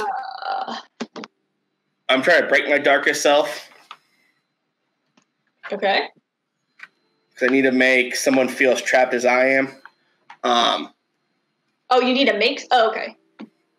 Yeah, to escape my darkest self. You have to come to see how someone else feels more trapped than I do. So he's pretty trapped. Yeah.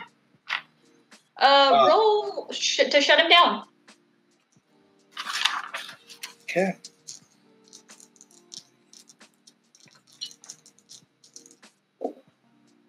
Uh, 10. Okay. No, 9. I have a -1 cold. Okay. So he can put a condition on you? Yep.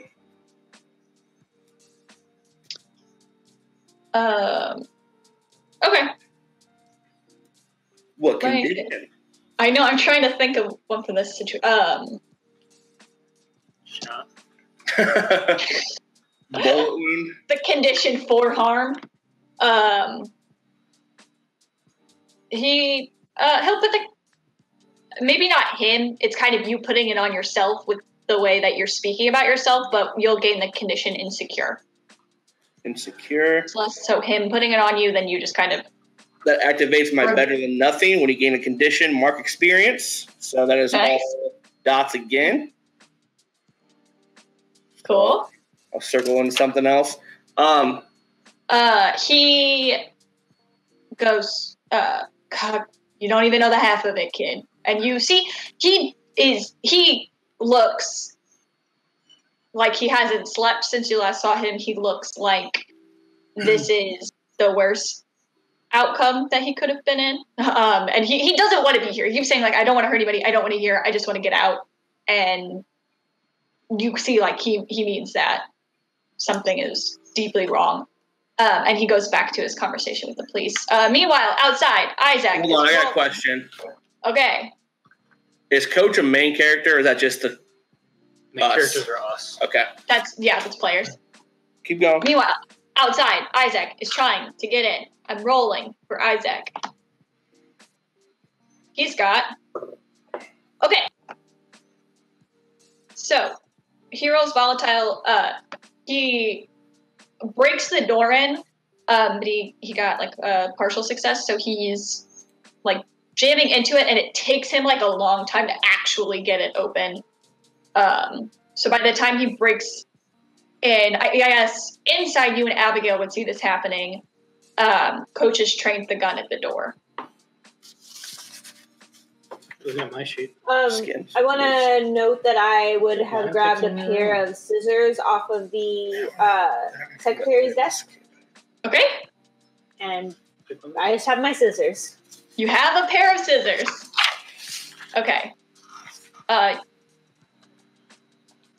Isaac stumbles through, a gun trained on him. Coach's... Jesus fucking Christ. Okay. Against the wall. And Isaac kind of stands up, not expecting a gun to be pointed at him, and stands against the wall. The door is now wide open, though. Angie comes running in right after him. Okay. He also is telling you up against the wall. The gun's trained on Isaac, but... is there a picture of the principal on the desk? Like with her family or whatever? She has surprisingly few personal items on display. She's regarded as a pretty cold individual by not just like the school, but like the whole town. Okay. Well, this is kind of a shot in the dark since he had the gun trained on his own daughter. But I walk over to his daughter and I snip a chunk of her hair off and say, "I'm sorry." And then if that counts as a sympathetic token because it's his daughter and like it's a potential harm to her, I don't know how that works exactly. I want to Okay. cast Binding. Yeah, go for it. That would work. Okay. Just wanted to make sure. Esther, are you in the room? Or are you within side of the doorway, or where would you be standing? In the doorway. So that's an 11. No, yes. It's 11. Okay. No, 12. It's a 12. We'll get to that in a second. He would also be saying, Esther, in the room, against the wall, now. And if you don't move, he turns and trains the gun at you. And that would be when you'd be able to get the hair snip. I'm really sorry. And I would snip a bunch of it off. Mhm. And then when, whatever's going on, I pull like a lighter that you would never expect Angie to have. I pull it out of my pocket and set the hair on fire and let it fall to the ground. Mm-hmm. It smells so bad. And then what happens? Angie walks up really slowly, hoping it worked, because she is not very good at this. She's done this like 2 times, maybe ever in her life. Okay. And kind of walks up to him and like puts her hand on the gun to like put it down. Mm-hmm. Coach, you need to keep guns out of schools. Put it down, please. What does binding do? If the person cannot physically harm others. Okay. His finger falls off the trigger. He still has a gun in his hand. And I'm gonna take it out of his hand if he'll let me, because I don't want. Well, yeah, he can't harm you, so he resists for a second, but he doesn't. And he kind of looks at you like his eyes very wide. What do they got you up to in that church, girl? And he looks, but he is unarmed in the room. Angie has the gun. I turn around to the group and Isaac darts out of the room. He's running. He's very afraid. can someone take this, please? It's like holding the gun like on the edge. Before this happens. Okay. Okay. Dramatic. Esther has had she's grown up with a violent man in her home. Mm-hmm. And this whole situation, everything she was saying to her, she's just been completely silent, just wide-eyed, staring in the doorway, watching all this happen, watching Angie clearly do something very weird and then take this gun. She's just going to look at Angie. She's offering the gun. She's gonna look at Abigail. Did he point that gun at you?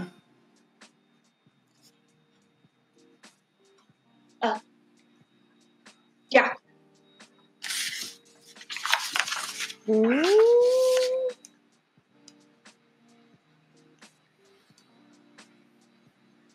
Esther's gonna reach out to take the gun from Angie. Angie would look a little uncertain, because I'm sure there's a look on Esther's face that is a warning sign, but she can't quite interpret it. So she'll like hand it to her, but she's nervous. Yeah, you can see Esther's shaking. She's also seems quite unsure of herself. Everyone leave. Tell the police to come in. Esther, what are you doing? What are you doing? And she kind of like steps up, but isn't sure what you're gonna do. Get the police. Why are you still in here? We have the gun now. I can just use the phone, and Angie picks up the phone and starts dialing 911. Okay. You get through to the 911. What's your emergency? Hi. I'm at the school right now in Waverly Springs. Yes, we're aware of the situation going on at the school. Yes, I am currently in the principal's office right now with Coach Abrams, and he is unarmed now. And I know I sound very weird and it sounds suspicious, but I'm very nervous. If you guys could just come in now and take care of this. I will let the officers know. It'll be a minute before we can get that message to them. Yes. Okay. Good day. I don't know why you talk like that, guys. That was odd. That was really. Why did you do scarier this? than the rest of the thing. To Coach? Yes. I mean, my life's over. They get me. So, I mean, it's not. I keep saying it's none of your kids' business. I'm sorry you got dragged into this. I really am. Why did you do this? Coach, we can make you tell the truth if you don't really want to. He looks at you and he goes, I'm sure you can. So start Just talking. Tell us the truth. Now. They found my wife unconscious in the woods next to a dead man. What I'm dead? the last one seen with him. A guy from out of town. You wouldn't know him. It's not. I can't. If I tell you that's your life's over. It's done. So that's. Who was the it's man? not.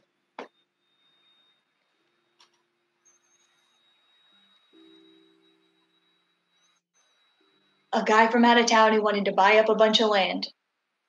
What's his name? Kyle Simmons. I'm sure that rings a ton of bells for you. Can we?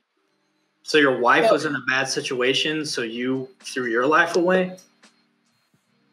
No, this is It is much more complicated than that. Well, then start explaining. You would hear the doors open as the police are filing in. There are powers at work in this town that are above all of our pay grades. I'm not afraid of the police. I'm afraid who's going to show up at the police station after they take me in. And, Who?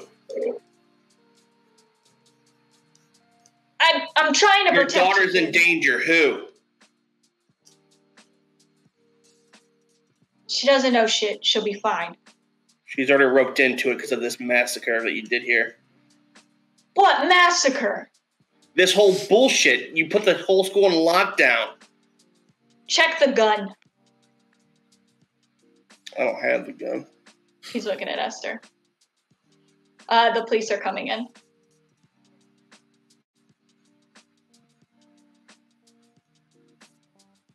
Esther, if you look at the gun, the safety is on and it is not loaded. As the cops come in. By shooting at him. Yeah, she did that before I was going to do that. And the police come in and take him out. Before all this happens. Okay.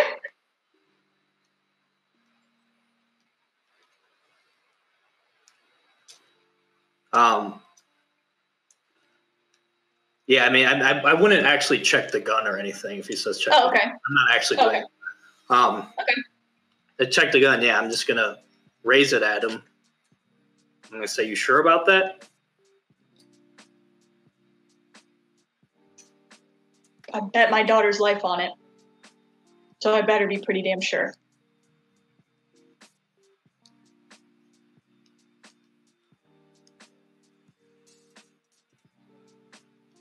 I'm going to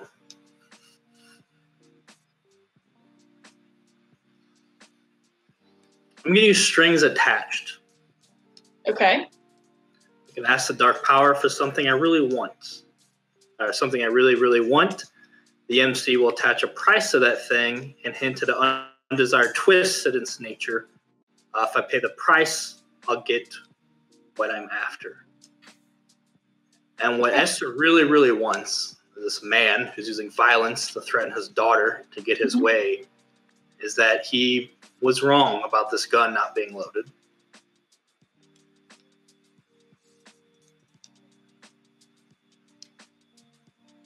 Okay. On you.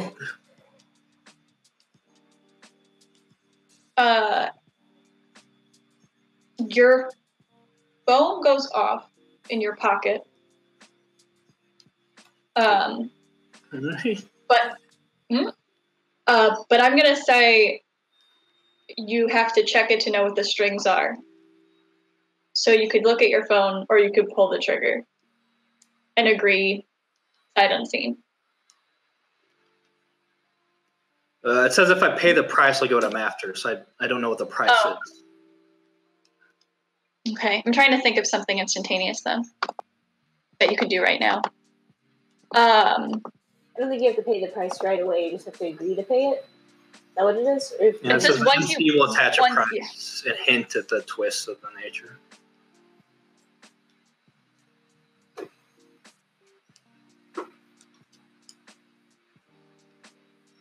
I'm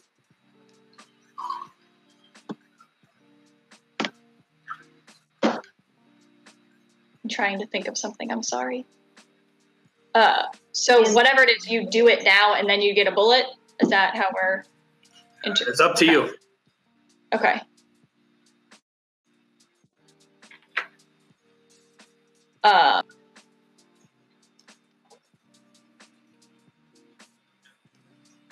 Okay. You know, yeah, we could go with that. Ezra will just pull the trigger then. Okay, because I was going to say I have stuff we that can figure out the rest later.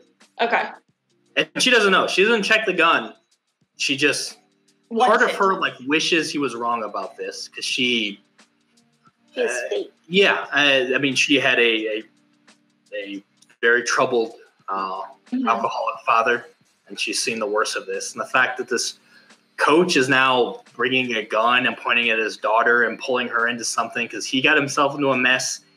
Just everything is rubbing her the wrong way, and there's always a sense of unfairness that she feels. That's just constantly at play in the world, and for once, just something that she's not even necessarily cognizant of. She just wishes, and he's so sure about himself that the gun's not loaded, like that makes it okay to do what he did. And just with all this going on, with him so sure of himself, like that's an excuse. She's just pulling the trigger, just thinking about these things. Not actually looking if the gun's loaded or not. Probably assuming it's not loaded like he says, but assumingly it would go off. Okay. So you pull the trigger. The gun goes off. Where are you aiming it? And let's do a lash out physically. That doesn't make a lot of sense. Keep her cool. Yeah, I think that makes more sense for what? Where's your firearms? Yeah, I was gonna say. Yeah. I don't know whether that would be like a just straight volatile or to roll it. Keep it cool so I could keep my cool and gain insight. The question was, I mean, I don't really have. No. Wouldn't it just go off since he did the string? Yeah. I mean, I used a move to make it. Yeah, okay. Then hit him. Where are you trying to... In this game, you don't really roll for things if it doesn't fall into those things. I would ask where are you aiming it? I'm probably not, like, just in his general direction. I'm not, like, putting it against his head or anything. It's just sort of... His torso, I guess. Okay.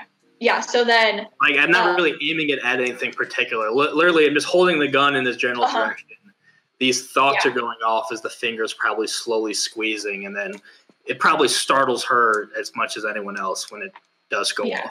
And Angie is still sitting next to the desk where the phone is, so she's in close proximity. Yeah, that's going to happen. I assume the police are coming in at this point. So the police start to come in, the gun goes off, hits him in the shoulder. He looks shocked as he kind of grabs at it, completely caught off guard by the fact that there was a bullet in the gun that he very deliberately did not load. And Abigail turns around just devastated at this glimmer of hope that maybe her dad wasn't being completely awful to her. In her eyes, his bluff was called and he was ready to kill her. So if Levi's still over there, she'll even kind of like hide in his shoulder. The police come in, quickly detain him, take the gun from you, Esther. Yeah, Esther's just shaking. She probably dropped the gun before they even came. Yeah. One of them collects it as evidence. He lied. Sweetie, what's your name? An officer's come over and is like kind of holding you. He lied about he lied. She kind of ushers you outside. They get you outside, give you like a shock blanket, kind of usher all of you outside, give you blankets. One of the officers goes over the PA system and says like the code for all clear, as students slowly come out. A couple of them talking about the gunshot they heard, very clearly upset and panicking, and some comforting each other, and everyone kind of getting in their cars to leave as quickly as possible to get home to their parents. Esther, you wrapped in a blanket. Reginald, where are you during all this? Reginald would be probably just like out in the office, not willing to show his head through like the doorway, but like close enough to hear what the fuck's going on and freaking out. You hear the gunshot. Yeah. The police come in, usher you outside as well. Begin questioning each of you. Esther, less so, is a female officer, sits down next to you. You okay, sweetie? What happened in there? He lied. Okay? He lied. He said the gun wasn't loaded. What? Oh, yeah, we heard it. I'm so sorry. I'm so sorry that he lied. What? You know, we are going to have to take you in for questioning, but are you all right? You think you can talk about it, or? I just want to go home. Okay. We'll call you tomorrow then. All right? Because he's a bad man, right? We need to hold him responsible for what he did. Can't do that without your help. Yes, you can. You saw what you were on the phone. It's fine. I don't want to be a part of this.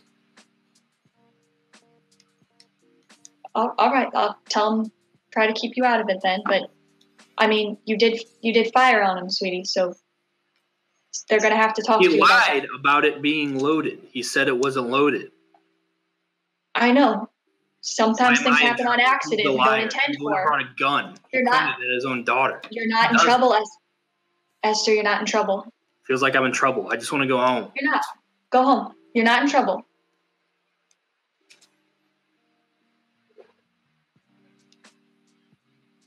The police come to get statements from the rest of you. Abigail, not even crying at this point, just like stone face, giving her a couple of the officers try to convince her to go home, and they'll talk to her later, but she's just giving word for word an account of what happened. It seems like whatever happened in there, her emotions are turned off. I'll walk up. If seeing her wide-eyed gaze, which was my usual wide-eyed gaze, mm-hmm. I'll walk up to her and the officer talking about going home. I don't mean to interrupt or intrude, but I don't think she has a home to go to right now.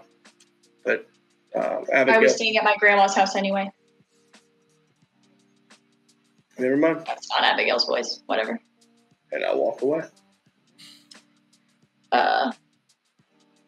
Reginald, you give whatever statement you can of overhearing it and being out there. Then the rest of the crew catches up with you, asks if you're okay, asks what's happened, kind of tries to regroup. Yeah, I would pretty much tell him everything. Kind of confiding in him and be like, yeah, Esther's crazy. She shot him and like everything went down really nuts and it sounded like there was, I don't know, he sounded really freaked out. There's things going down and I have no idea. It was insane. I just kind of give a recap of it. Lori just thinks to her, I'm just glad you're okay, Reggie. And she gives you like a very tight hug. Yeah, I kind of take it. And yeah, I know. It's crazy brave of me to like follow them. Like, Thank you for the community. Oh boy. Angie, you give your testimony. How do you... So, Abigail would have said that you got the gun from him. And the police would have made note of that. She would have, I think, left out the part about the hair clip, although she is missing a pretty noticeable chunk of hair. You give her bangs. Oh my god, that's an aggressive clip. That's a witch hack, man. To come over. Yep, we're just getting statements from some of the students. Do you think you're all right to answer a couple questions? Yeah. Yeah, of course. Thank you for calling. We're not trying to yell at anybody or anything, but you don't need to apprehend gunmen, Miss Angie. How did you get? What did you say? How did you get the gun from him, and can you kind of walk us through how that went down? Bible says, be the light you want to see in the world. And I just, I did that. I distracted him. I had a lighter in my pocket. I just keep it I don't smoke at all. My parents. We're not questioning you on your recreational habits, miss. It's not even recreational. I just keep it in case of emergencies because I'm afraid of getting trapped in the wilderness at night since we live in the mountains. And anyway, I flashed the lighter and it distracted him enough, and I was able to get his attention. And I just asked him to not kill us, basically. And he just gave me his gun. I think he was really sad. I think he's a very sad, lost man. And that sounds about right. I kind of take a couple notes. Let us know if you need anything, all right? And you... A little blood splatter off my face. Oh, yeah, you were very close. You probably still have, tinnitus. The ringing in your ears. You all probably have that a little bit. Shattering that you did. Yeah. And you, Angie, and also Levi and Reginald, even though the two of you drive to school, your parents are in the parking lot. And there's a news van. So it looks like the news van's packing up. They're not trying to swarm children after this event, but they were covering the police coverage. And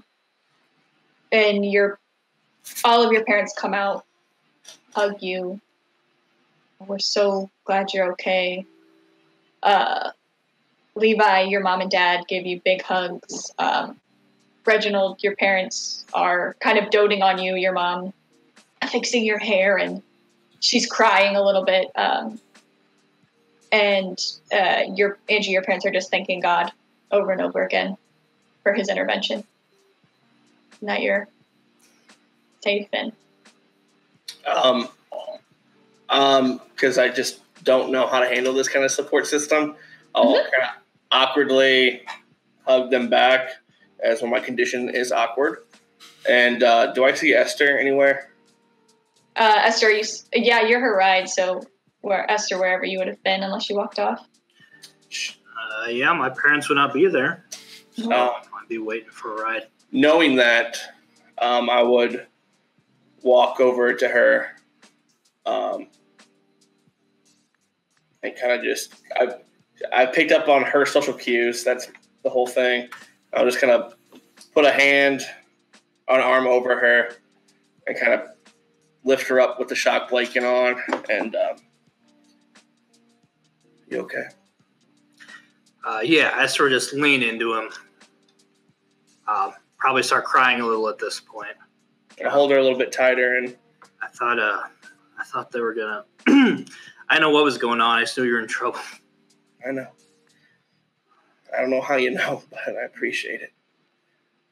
We'll get you home. You need to start looking out for yourself better. I told you to go be there for Abigail, not get caught up in all this. I just don't know how to handle this kind of stuff. That's why I'm not always going to be around to rescue you, you know. Why not?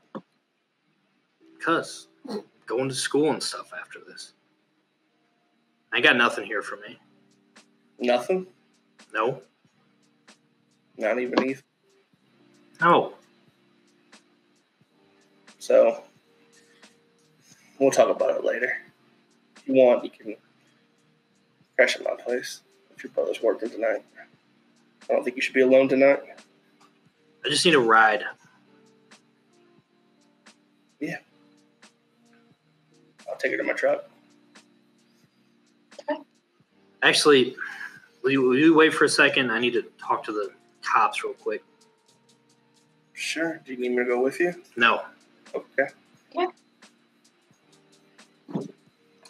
I'm going to find the officer that was helping me out. Mm-hmm.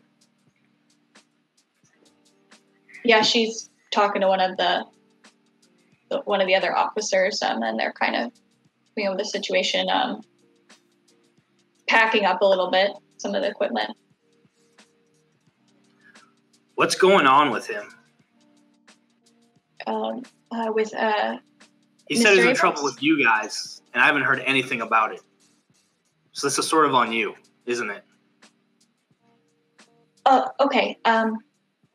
So, and she kind of leans in, and he is a murder suspect at the moment. But he's still free? What sort of murder suspect? He's still... We discovered the bodies an hour or two ago. When he found out that he was a suspect, he must have pulled you guys in as hostages. The school was supposed to be on lockdown before any of that happened, but he knew ahead of us somehow that he was under fire. So, we're still investigating. We don't have all the details. What details do you have? I can't release all of those to you, sweetie, but just know that we're looking into it. I think you can. I think it's the least you could do after you guys dropped the ball in all of this and almost got a bunch of kids killed. I'm going to use hypnosis on her to make her tell me. Okay. Let's get your own move. Was that a vampire move? It is a vampire move. Get the fuck off. It's the first move I took. Well, the first move I'm going to take is... Mortal. Oh, I almost hit the dark string. I'm glad I didn't. That's a 12. Okay. So, hypnotize people with no strings on you. I roll with hot to get him to do exactly what you wish. What I wish is for her to tell me everything she knows about this suspected murder. All right. Well, early this afternoon, at the edge of the woods, we found where one Mr.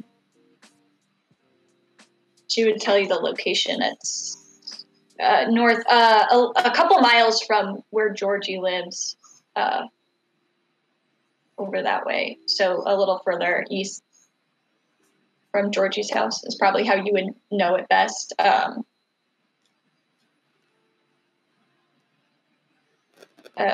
We found two bodies. We found one, Kyle Simmons. He was dead, and Judge Abrams, she's in critical condition. She's been taken to the hospital.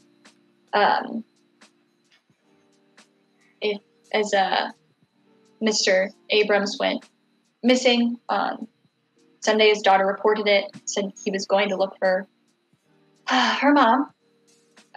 He would have been the last ones who had contact with those two. We think perhaps there was a bit of a domestic struggle. You catch my drift there. How were they killed? it appears they've both been bludgeoned, beaten. They're bruised very badly. It's quite the gruesome scene. That's all you know? That's all I know. I'm not that high up in the ranks here. I just, catch it at the water cooler. Alright. She's just gonna walk off. Go back to Levi, get a ride home. All right.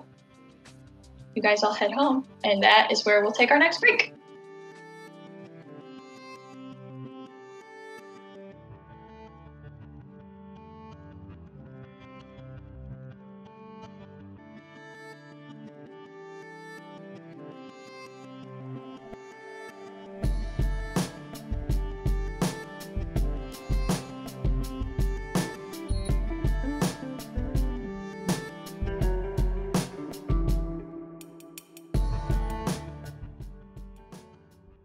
Welcome back. We are, all our characters are kind of recovering from the aftermath of the hostage situation in the school.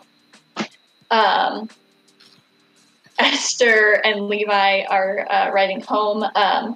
Angie, your parents would load your bike up into their car. On the back, they've got a little bike rack, and they would drive you home. And Reginald, your mom would ask if you wanted a ride home. Or if you wanted to, and they could come back for your Jeep later. No, it's all right. I can drive home. It's fine. All right. So you guys head home. Levi and Esther riding together. As I pull up to Esther's house, can I put it in park? I guess tonight's off. Why? I'm kind of shooken up, aren't you? I mean, I feel like now more than ever, it's important to know what the fuck was going on between him and the principal, right? I agree. The dude brought a gun to the school and threatened his daughter with it. Esther, I'm not trying to argue here. I agree. I'm looking out for tonight you. is still on, 100%. You're still in, right? I need you. I know. I'm just worried about you. Don't worry about me. I'll be all right. Just make sure Angie and Reginald are in. Okay. Speaking of,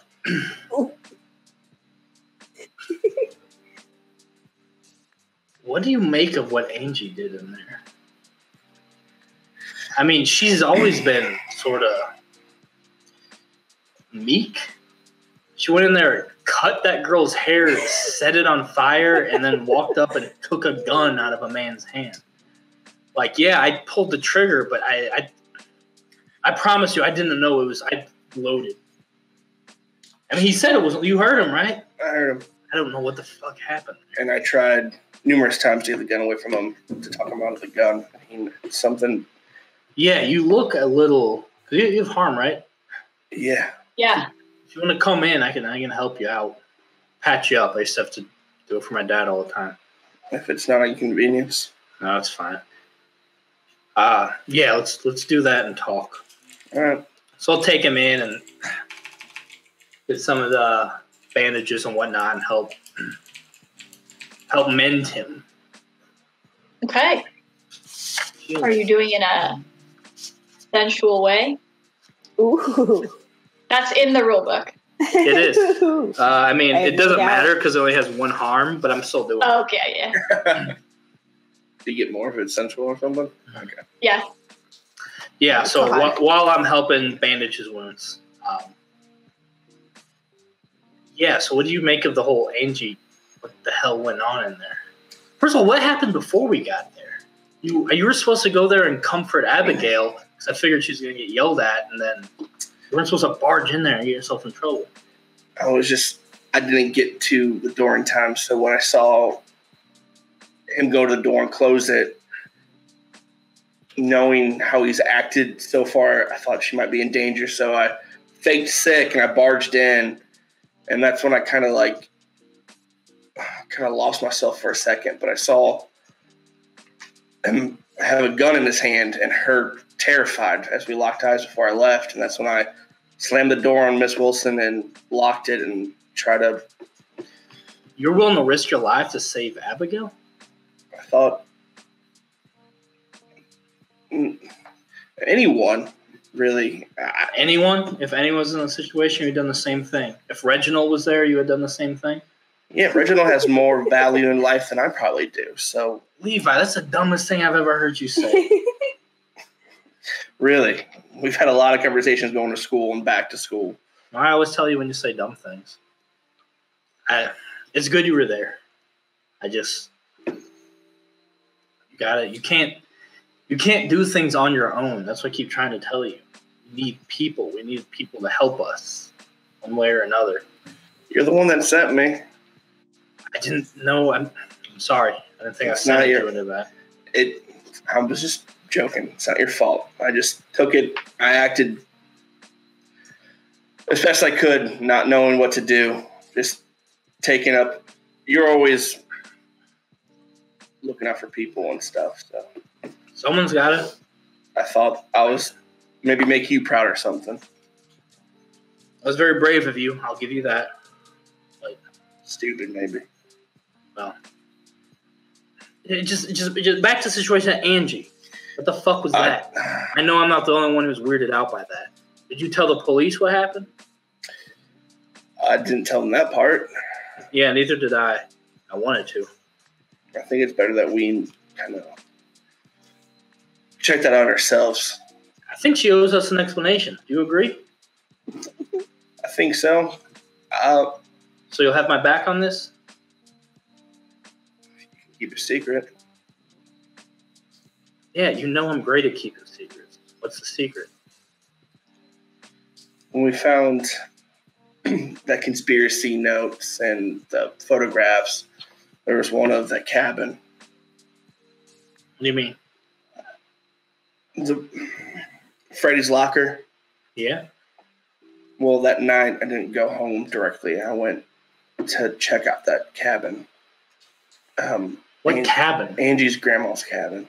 Who cares about her grandma? Well, that it was linked to something. I just wanted to check it out, and so why? I had a feeling, and then when I got there, I had even more questions. Why? I don't understand why you're even interested in this stuff. Angie and her grandma. You said you don't like her, so I don't. But the fact that her cabin was linked to what? Okay, it was the first episode. I think it was my mom or dad. It was just on the board. We'll say there's two cabins. That's what I thought too. That's why I went. It wasn't linked to his family. His family was linked to the mayor. The mayor was linked to the historic site cabin. There's two cabins. Yeah, and that's the one I thought. Yeah, there was two cabins. So the grandma's cabin and then the like historic site. Yeah. But out of the game, I didn't know that there was a historic cabin. Yes. So I kind of fucked up. So we just rolled with the punch. Angie brought a cabin into the story, and I brought a cabin into the story, and that's did that on the fly. Yeah. So right now we're in Esther's cabin. I forgot to mention. It's an airplane. I don't know. I had a feeling, and when I got there, it was more feeling. I just need to make sure you have my back because I'm going to question her about that. Esther. And I know you're not like her like that, but you seem, I don't know. I think you're soft on her. And I've been soft on her too, but she's weird, Levi. She tried kissing me, and now she's doing some weird, I don't know what that was. She tried kissing you? Yeah, everyone knows that. I don't gossip. Yeah, I don't gossip either. Esther. Levi. Esther. You can erase your harm. So I was healed by her? Yeah, while you guys are talking, All right, so that activates my strength impressions. When a main character either harms or helps you heal, you can respond by studying them with wide eyes. Esther. Oh, that was a look I got. If you do, I temporarily gain one of their skin moves and add it to my character sheet. Oh, one of hers? Oh. Very cool. Dark recruiter. Yeah. Jesus. No. Take a bargain. So you can't take a bargain. You have to take a move. Okay. Oh, you give me another dark recruiter, I guess. That's interesting. You guys are gathering moves. Why don't you move a little bit to the left? I was gonna say, Diana. Who, me or him? Diana. Both of you. Better? And while you guys are gathering moves, Angie, we're going to move to you. Oh. Okay. You get a text on your way home Okay. from Abigail that just says we need to talk. Ooh. Okie doke. Really? Yeah, both themselves. You see her like type to respond to okie doke. No. And then the bubbles go away. And then she goes to type again, and then they go away. And then she goes, we'll talk later. And then she... Yeah. And then she sends the upside down smiley face emoji. Abigail. Oh. She took her hair off and lit it on fire. Yeah, we were there. I don't know if you guys noticed. Mike. Did you just say you don't know if you noticed? We smelt it. I just like Yeah, no one knows his burnt hair. And her bangs gone. With her eyes rolling back at her, chanting, floating around the room. Drop the gun. Stiff at the board. You specifically not chanting. She does know Latin. She speaks a Java to her language. That's Latin. Okay. But you guys you get home, Angie, and your mom starts making supper. Your dad calls you over to the sofa, and he sits down and he just asks that you pray with him. And you sit, and he kind of prays like silently in his head, and that he doesn't like look up at you to check. He just expects that you are also doing the same thing. Yeah, so eyes closed, head bowed, you feel your grandma's hand pat your shoulder. She doesn't interrupt, but she just comforts you in her way before you hear your mom, her daughter-in-law, and talking to each other about the situation at the school, and your mom just keeps thanking God, and your grandma not wanting to pick this moment to fight that fight kind of says, yeah, it's a miracle they made it out. And that's kind of how your night proceeds, unless there's anything else you'd like to do for now. I'm kind of half hoping I don't hear from Esther and Levi and Reginald about going out tonight. Half hoping I do, because I have so many questions about that interaction. And so I'm just kind of, I get into bed, but I put on like jeans and like a sweatshirt, like waiting, like I could sleep in this, but also I could be ready at a moment's notice. And she just kind of waits and puts her phone on loud. You can sleep in jeans? You're a monster. You are a monster. I know. Is that I've done it not on purpose. Women's Gene Walker? So what sort of freak is Angie? Yeah. Reginald, we cut over to you. You drive home. Nick, Lori, and Ethan's parents would have also showed up to check on them, hugging them and making sure they're okay. But then if you decide you want them to ride with you like they normally do, or however you stop. Yeah, I think I would try to convince the gang that to try to convince their parents that we'd all feel much more comfortable being in the presence of like friends to get through this traumatic event together, and that they're all going to stay at my place tonight with the intention of me bringing them along to the school. Okay. Cool. So your intent is still to go out. They're disappointed that they aren't spending the night with their kids, but they're also, a lot of their families work for your parents. So there's like a little bit of they don't want to insult you either. Mm-hmm. So they kind of go. You feel like general anxiety in your clique, like psyche of like saying bye to their parents, and they are like a little uncomfortable, but they agree kind of that they want to be together with friends. So they all pile up in your car. Okay. Cool. Esther, you got a text before you fired the gun. So you look at it. Mm-hmm. Oh, no, I had already figured it out. I knew what the text was going to say. And it just says, get one of Evan's cats. Actually, it said cats. Which you would know, your principal has a reputation for being a crazy cat lady. And then underneath it said, a moment ago, your phone went off again, and that's when you kind of picked it up, remembering you had gotten it.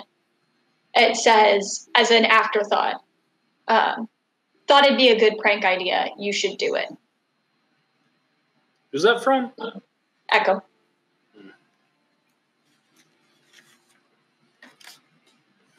Okay. Now's a good time to take one of her only beloved things after her boyfriend gets holding children hostage. So yeah, I'll text it. I'll start a group chat with the people here. Mm-hmm. Reginald, Angie, Levi. Say we're still on for tonight, right? Text back, yes. I text back, locked and loaded. I leave conversation.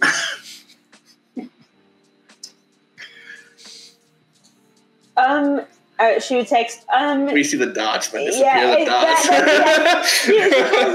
She's just like waiting to see everyone else's response, calculating her own. No, go ahead. If you don't think the police presence will be heavy tonight, then I guess I have some questions.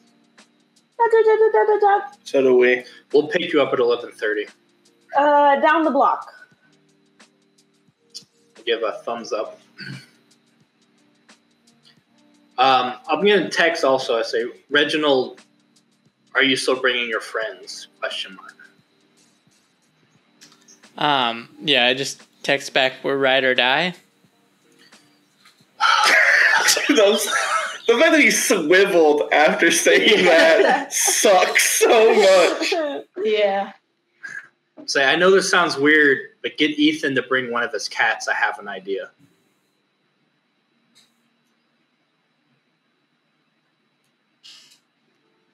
What? Just do it, OMG. OMG. I think that's what a cat is. Sorry. Is that in your leg? Hold on. Ethan? What is? Does Ethan have cats? What does that mean? Apparently, I don't know. No, Evans, the principal's. I was so confused. I heard Ethan. No, I thought it was Evan. Yeah, I thought it was the principal, Evans. Too many A names, too many cabins. Yeah, no, I tell Ethan, like, Esther's fucking weird. She says you have cats, but I know you have a cat allergy, so. From her home? Okay, never mind. That makes more sense than have Ethan bringing a cat. Okay. LOL, JK, gif. No. Original, shut up. No, I already asked Ethan if he had a cat.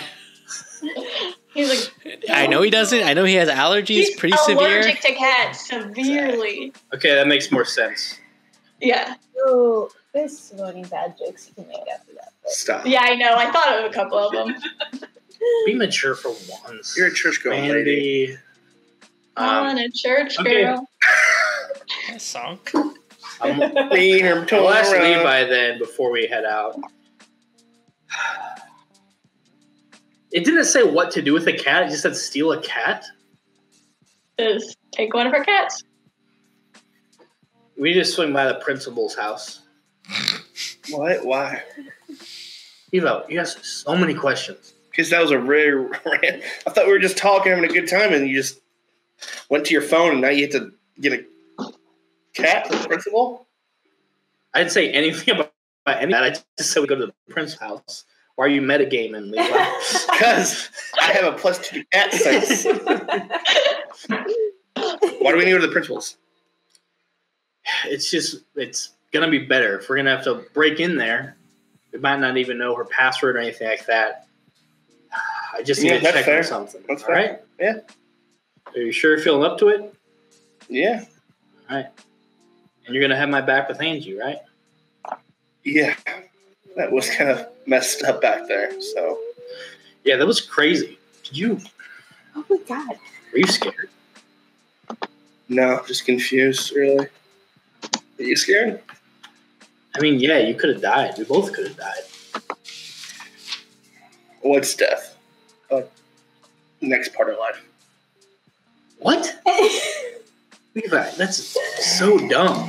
If you die, think of all the things you didn't accomplish, all the things you didn't do that you wish you would have done. None of that went through your mind? I think I've done most of what I want to do. I made a great friend. I have a great truck. What else do you need in life? No. Levi, you're telling me there's nothing that you've been curious about that you wish you could have done, maybe just to try out in case you died before it happened? Can I roll to turn them on? Yeah. I don't make the rules. Yeah, you do your MC. Oh, shit. We have to start over. You didn't pull a string? Oh, I'm sorry you didn't, yeah. No, I'm trying to give you a string. No, that's a 5. Okay. Mark Yeah, experience. Fire all night too.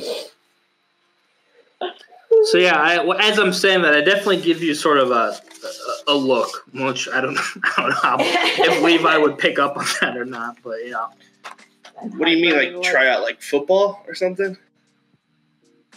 I think I'm okay with that. I didn't want to do any of that stuff in high school. I don't. Levi, I swear I hate you sometimes. Take me to the principal's house. Sure. I mean, I got my curiosities, but I don't think it's going to be answered anytime soon. I'm not the truck and head over. Okay. But also run away. This there would be definitely a more of a pissy mood after that. But Fine mood. What? So you be in a fine mood. Fine mood. Yeah, so we're gonna swing by. Let's pick up Angie too. Oh, we'll text. Before. No, not before. Okay. Should we do it before? Yeah, we'll get her before. Oh, damn it. We're gonna go by Angie's first. I played myself. And then a block away. House.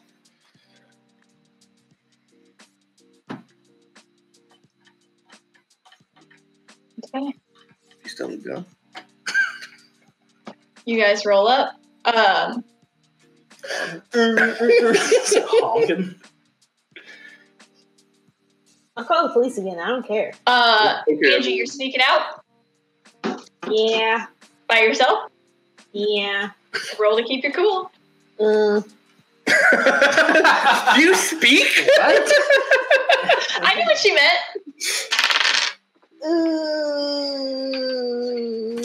Oh, damn it. Foxy! I've been rolling the 11s on the die all night. You got a 6? I was gonna straight With up. the negative, Okay. because I rolled a 7, but with the -1, so I got a 6 now. Okay, I'm gonna give you a tough decision to make. God damn it. You This is why I didn't do it. trip, or you go to get out. You make a very, very loud noise.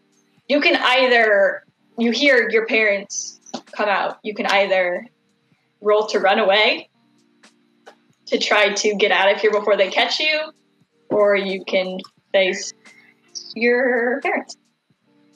I would rather try to run away before they would catch me. Okay, this is our first runaway roll. Roll it. What was this from? Come back up. I was saying the other side. So when you run away, you roll volatile. Yeah, right. Okay. This is also Well, a negative that's 1 character. for me. We'll see. Do you have anything that you want to... Oh, It's a getaway. What? I didn't know if you had anything to help with your rolls. I don't know what your sheet looks like. Go ahead and do what you're going to do. No. Okay. So with the negative 1, that's also a 6. It's when he was like just the driver for that. Okay. The XP for you though. Yeah. It's 2 failed rolls in a row. Yep. Now your parents are gonna beat your ass, Your Either way. door opens. or you get caught. You leave anyway. Window open. You're trying to push yourself out, but you slip, so you're kind of like half hanging out this first story window. As your dad walks in. Angelina, what the heck are you doing? Angelina. Okay. There was an owl outside the window and it was hooting real loudly, so I was trying to do that. You just exposed your IRL lameness so much. You laughed. I couldn't keep it together. I'm sorry. You're laughing like this in character? That's the premise of the Fourth Kind movie. No, there really used to be an owl outside my window that would hoot really loudly. Okay. I'm composed again. There was an owl, and I was trying to shoo it away.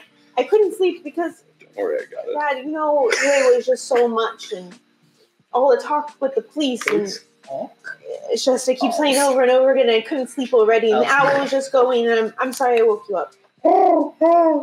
He kind of comes over, closes the window for you. Sits down on the bed with you. I know you're going through a lot. And, the devil is at work here with all the stuff that's been going on.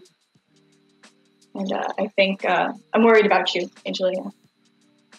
You sit, and he...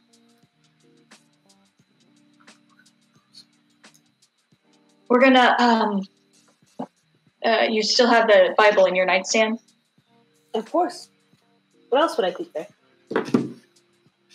Owls. Good. He asks you to get it, and he sits and begins reading Bible passages to you and having you pray and is engaging you in a discussion about God and what to do when we face, dark times. And he reads the story about Jesus out in the desert where he is tempted by the devil 3 times, and he denies the devil 3 times. And he kind of focuses in on that one with you. And he shows no sign of leaving. Once you finish that story, he starts flipping pages to the next one. All right, Levi, pull up to our houses. Our Give her a minute. I feel at peace after those words from the Lord, and I think I might actually be able to get some sleep tonight. Thank you. And I kind of stand up to give him a hug and walk him out. You go. He doesn't get up yet. It seems like he's still not quite convinced. Go ahead and roll to keep your cool in this situation. I'm using a different dice. 4. 3, sorry. Welcome to any of my friends in high school having to deal with this situation constantly. Hey, but I filled up my XP. Lucky. Honestly. One situation. Me and him already hit level twice. One shot, one opportunity. He looks at you kind of skeptically. Sit back down, dear. And he hands the Bible to you. Say, you're feeling at peace. You're feeling God. I want you to find a passage that speaks to you. I want you to share something with me. So, and now he's giving the Bible to you to page through. And now it is your turn to give the devotion. Reginald, what are you up to? It's past 11:30 at this point. We would be Probably early. getting close to like 11:45. Yeah, we'd be early to the school because why wouldn't we be early? Yeah, we'd be kind of just sitting there waiting. I would be talking to the gang and being like, okay, so hopefully this is like a real quick in and out situation. You have all of the email written up, right? And kind of looking to Ethan, nodding, and be like, okay, and Nick, we think we can probably get into her computer, right? Easy. Kind of nods. Lori, you're gonna watch out, right? You're gonna keep an eye. Yeah. You can see like Reginald's a little nervous and paranoid about this whole situation. Okay, well, the only thing I'm gonna say before they get here, maybe they don't show. That might be a good thing, even honestly. But just be careful on Esther. She's a real she's got a real loose trigger,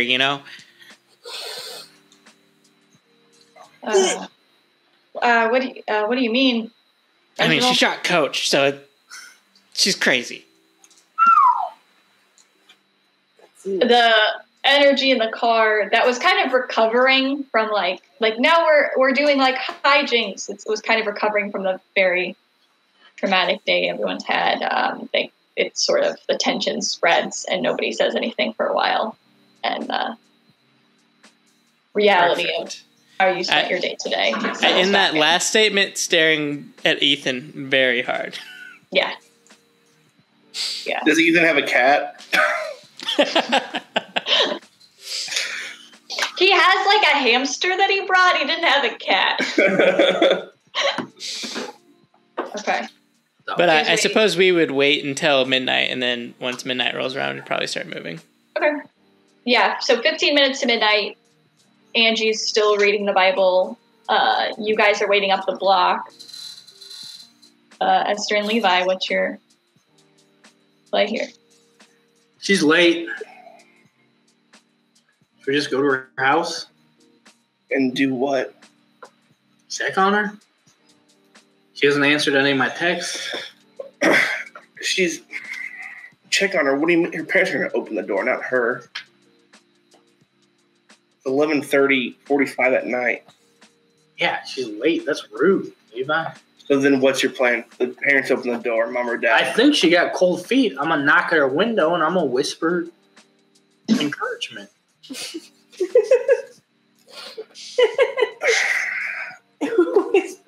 Sure. Thank you. We can walk from here. I want your big old jerky fueled truck rattling around outside our house. Oh my god. Fine. That'll get her out. All right, we're going to go approach on foot to the bishop's residence. All right, you see window open, light on. Angie and her dad as you approach. Roll to keep your cool. The dad did. Or how? No. He closed he didn't close like the blinds. He's like you had it open with like the screen out. Open. So yeah. So who rolls keep their cool? How close would you guys get? I guess you would be close enough to see them. So yeah, roll to keep your cool because if you can see them, they can probably see you.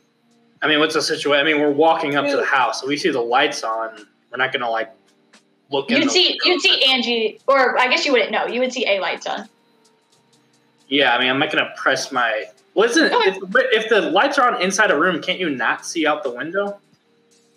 If it reflects. Yeah, it's gonna be a reflection then. Oh yeah. Yeah. I mean, I'll roll to keep my. Who's rolling to keep their cool? Are both of us approaching? So I guess if you see the lights on as you approach the house from the side or like from the street, how close do you get? I mean, what lights on? Like the living room looking area? It would be Angie's light in her bedroom, so it'd be like the bedroom. Second story, first story. The first story.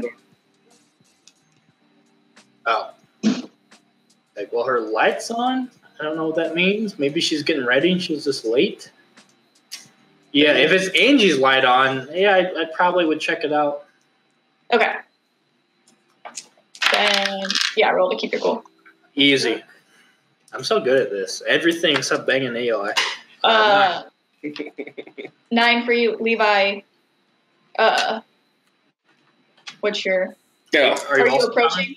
Yeah. If you're coming, then roll. Ooh, you better roll high on this one. Okay.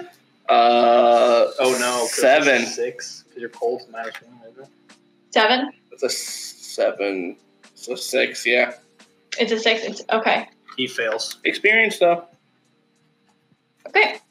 Esther, you approach kind of pretty sneaky. Maybe, you approach fine. Levi, you trip and make a pretty loud noise over something in the yard. I do that. Well, you don't know. Angie, you hear a loud thud, as does your dad, who gets up. And he says dubiously, maybe that's the owl we've been hearing about. And he goes to go check out the window. What do you do? Burn hair. Cut his hair. Start speaking in tongues. Which you could do. I don't want to solo. I had to do that to like wipe his memory. I have to have my grandma help me go. I want to do this on my own. Can I rip a page of the Bible like just slightly? Okay. Like, very quietly while he's walking away and rip it into 3 pieces. Like the 3 times denying Satan or whatever. And cast illusions. Okay. And it says I can pick one: snakes and bugs, demonic visages, false prophecies, or non-existent subtext. I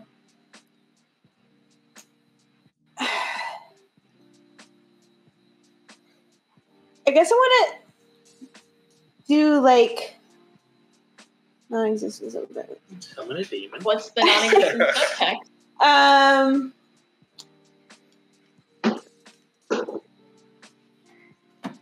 Just that I feel very deeply moved by him leading me closer to God, and that I am, fully devoted and also very tired.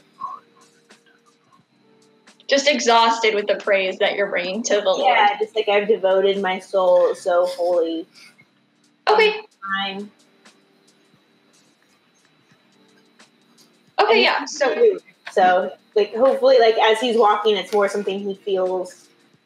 Yeah, he gets up and goes to look, but you have to, as you guys mentioned, if it's dark outside, it's hard to see out. So before he really gets a good look, he kind of turns and he pulls the blinds down, looking more at you than he is at the window. He's like, I wouldn't worry about whatever's out there, but I'm glad we had this talk. And he kisses you on the forehead and pats your head, and he kind of looks at the Bible and he's like, take care of that thing. You got a little, he kind of gestures to the, you gotta treasure these things. Oh yeah, of course. Yeah. And he, good night. Good night. And shuts the door.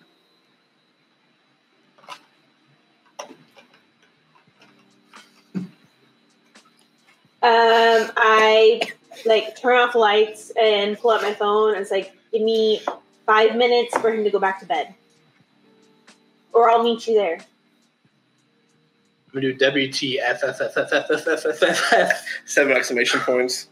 I do the monkey hear no evil, see no evil, speak no evil. Oh, this bitch is doing monkey emojis now. Run to the house. All right, let's just wait for it then. Okay, 5 minutes. It's about 5 minutes to midnight. by the time Angie would climb out her window. 5 minutes. Your dad convinced that you are right with God. He can rest easy. You get out much easier this time.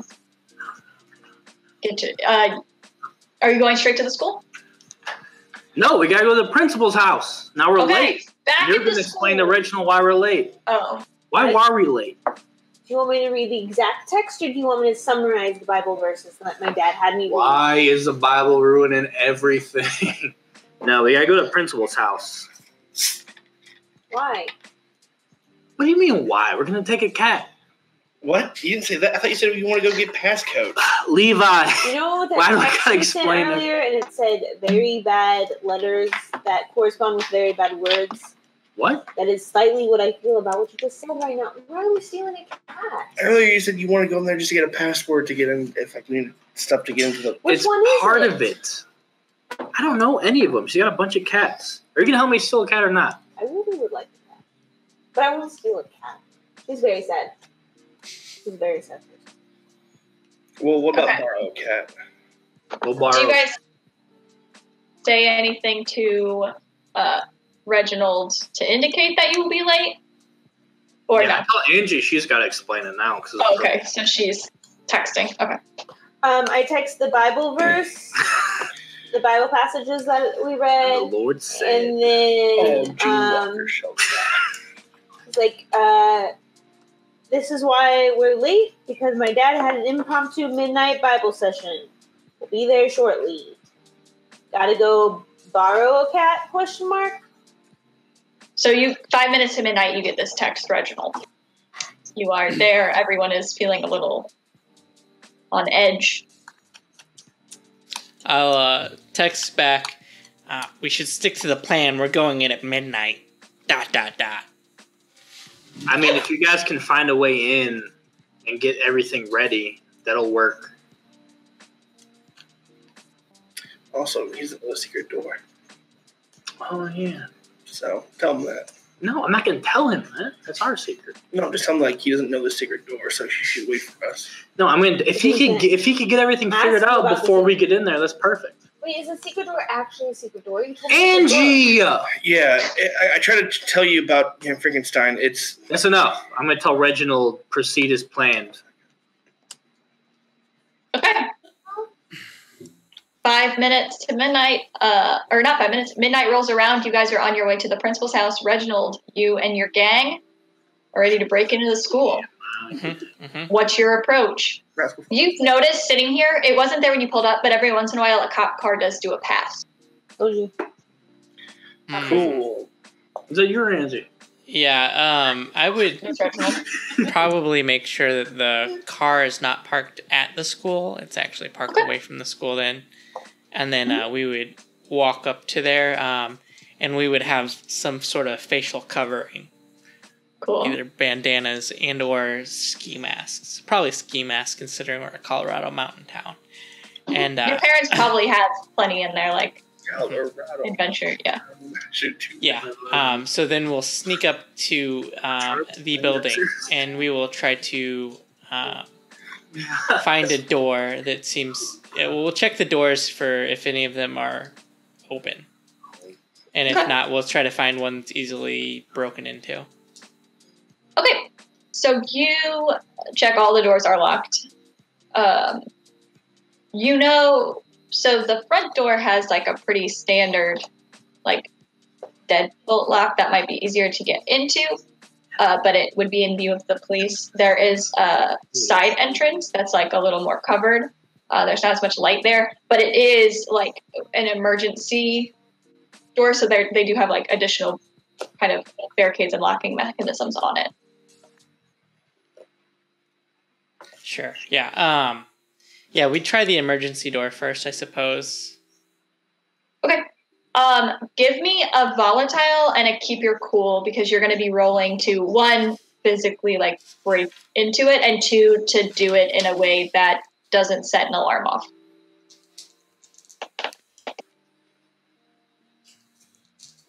And you get bonus because your click's all here. So. Me and my click. Yeah. So that is a 9 for my keep cool. Cool. Which means I will be left vulnerable in a way that you choose. And then for the volatile,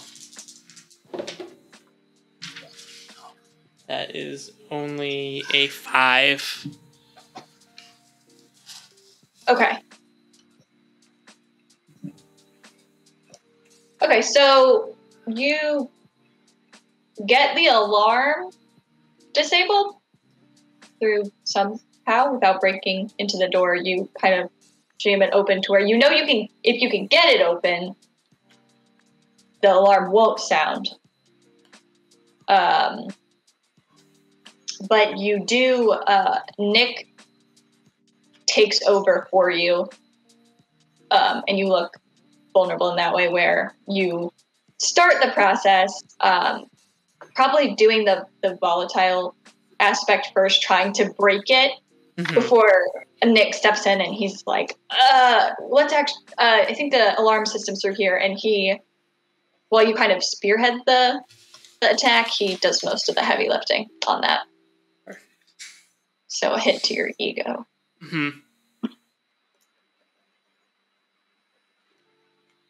But you don't get the door broken into. Okay, so we're not fully into the door. We Correct. don't seem to be able to break through the actual physical restraints of the door, is what you're saying? Yeah.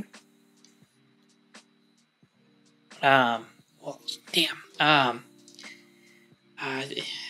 You know, that Levi guy, he's pretty big. Maybe he can bust this door open now that we got the locks disabled. I mean, he's big, but do we know when he's going to get here? I have no idea.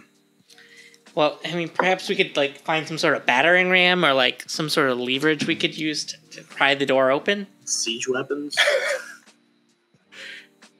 I really use a trebuchet right now. You're telling me. Trebuchet. I love that he used that, like, ridiculous word. Seriously. In that nasally voice. There's nothing ridiculous about the superior siege weapon, Amanda. This is the first time I've had argument. Yeah, I mean, assuming that we fail, I mean, I failed these rolls. I mean, we could. I would try to look for something like I'm saying, like some sort of. I don't know if there's anything around the school that would be like used to physically force the door open. Beyond that. Try like the lock. Additionally, you know, like there are like. Oh, hold on! Like, didn't we establish that Nick was good at lock picking? The previous one. I think we did. That's canon. That's a bummer for me. Okay, yeah. So I guess Nick. I'll roll for Nick. I'll do it. Pass the shit. Yeah, you do it. I got it. Shit. Okay, he got a 9. You're safe then. So he gets in, but he looks and he's like, so I'm in, but I think one of these mechanisms is connected to the alarm system, and I don't know if it's going to reset after we leave. So you're saying if we go inside, the door might be re-triggered so we can't leave this way? Or either that's a possibility, or the alarm never gets reset, and that's put suspicion on the defective alarm system. I think that's probably a risk we're willing to take if we just think that the alarm system's compromised. I mean, like, nobody's going to realize that and the email that's going to come out tomorrow is connected, so it'll be all right. I think we're fine. Okay, whatever you say. I mean, we're only here for sending out an email. It's not like there's anything else nefarious going on. I start to go inside. Okay, cool. You make your way down the hall towards the principal's office. The three of you will jump over. We're just going to skip the principal. We're just going to go straight to school. Okay. It's already taken forever. Okay. So you head to the school, get there 10, 15 minutes. They're probably already in where you guys put your car. Down the street. In the principal's office. Classic. You take the car apart, rebuild it inside the... That's good. Okay. Yeah, we'll park down the street and walk in. Cool. I'll text Reginald to see if they're in already. Yeah, I'll text back. Yeah, we're in. Go through and I tell them the door to go through. So the lock's been disabled and the alarm's been disabled. We kind of broke the alarm, but we should be all right. Okay, we're going that way. Okay. Good job, you Reginald. guys head in, meet up. You are in. The principal's office is locked. Nick goes ahead and spends some time picking that lock. And you all enter. I would just kind of give the rest of them that showed up, it's like, yeah, so we did notice, as we were waiting outside, there was definitely some cops patrolling around the school, so we got to be pretty careful and probably pretty quick. Yeah, let's get in, let's get out. Just search everything. You get in the computers, all the nerd types. The rest of us will look around and see if there's anything weird in our desk or something like that. Me and Levi are going to check the library real quick. You're going to check the library? Angie, what do you want now? You already made us so late. I can wait outside if you want me to. No, you need to be in here where the Latin was spoken to see if there's anything weird Latin-like in here. But you already established I can't speak Latin, and Reginald can. Angie, Angie, you can go with us. It's fine. I think Reggie and his friends can take care of this stuff. We can check out the library. I think we should have a more temperate mind here in case Reggie gets in trouble. You look after them. We just need to check out some of the library real quick. It'll be like 2 seconds. That's fine too. Yeah, you guys do whatever the fuck you guys want. I'm here to send this email. Yeah, he sends the email. We need someone to look around the actual office, see if there's any burnt hair or something, whatever you're into. Levi is very uncomfortable at this point. He's already walking towards the library. Lori would volunteer. I can look around. I didn't have a job yet. No. Lori, I just asked Angie. I thought you were a lookout or something. Why are you here? Reginald invited me. I thought, never mind. I'm going to go look out. She's super helpful. Quit being rude. Thanks. All right. We're going to the library. Yeah. Angie, you help Reginald. Break. We're going to go. I don't know what Angie does, if she actually listens or not, but... She does not. She's going to be... Lashing out physically. Lashing out physically. As soon as she comes out, man, Esther and Levi are ready. As you walk out, Lori's like, so should I go in there and look, or what am I doing? I kind of look at her and say, obviously tail them and figure out what they're doing. Okay. Obviously. She goes and runs after them. And then I wait until Reginald is fully enveloped in his nerd work, and I just backstep out of the room. Realize Lori's also following.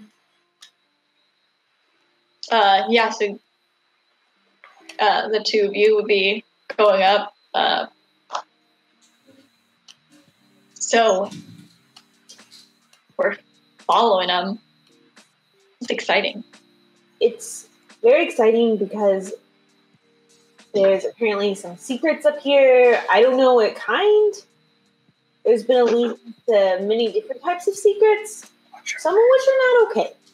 But what kind of secret? I do know where they are generally going, and they are in the nonfiction section on the other side of the library. And I'm lying, so I don't know. Yeah. Keep my yeah, you're not a good liar. Watch this. just for fun. Ooh. How'd you And do? I, with my my new XP stuff, I added one to my stats. Cool. So I don't know, does that take it from a -1 to a 1 because of the way the system works, or does it take it to a It's 0? 0. Okay. 0. I didn't know if there were any zeros in any of the stats because I hadn't seen Yeah. any. Okay. So that gives me a 9. Okay. So you're left vulnerable. Success over resistance. It was false. Remember how I cut that hair off and Oh. did that little whole thingy? Don't get your shawl out like that. Remember how I cut that hair off? Just show off it. Okay, nonfiction. How do you know that? Because I've been spying the last couple of days, and I found this out, and they don't want me to know, but here I am. But Knowing what did you find out? Like, what's in the nonfiction section? they saw a mysterious figure over there. Ow. Like a ghost? One No, owl. it was Not a ghost. No, it was just they were being very, very sneaky, and with Coach, you know. Yeah, So there's just a lot of unanswered questions, so that's just where I would start. I'll go make sure, I'll circle around the other way, make sure they don't see you. all right. Good plan. Yep. The two of you, Levi and Esther, make your way up to the library. We locked the doors. False. Baby, lock them doors. Joking. Oh, there you go.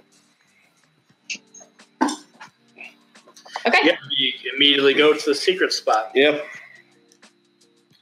All Okay. right, this. Yeah. I'll pull the book that I saw Principal Evans pull. That's rolling the back, right? All right. You pull it, and for a second, nothing happens. And then you kind of like put it Yeah, back put and it go- back. Reset. Give it 30 seconds. Just a bit. Yeah. I'm pretty sure this was the book she pulled.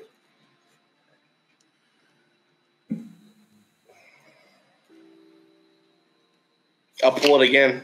You go to pull it. This time when you pull it, you grab it from like where the pages are, and you get a little bit of a paper cut, and it pulling the book, reading on it. The shelf starts to slide open. Told you. Just had a. What's on the other side? Of this door? Yeah. Some big spooky stairs. Wooden creaky stairs.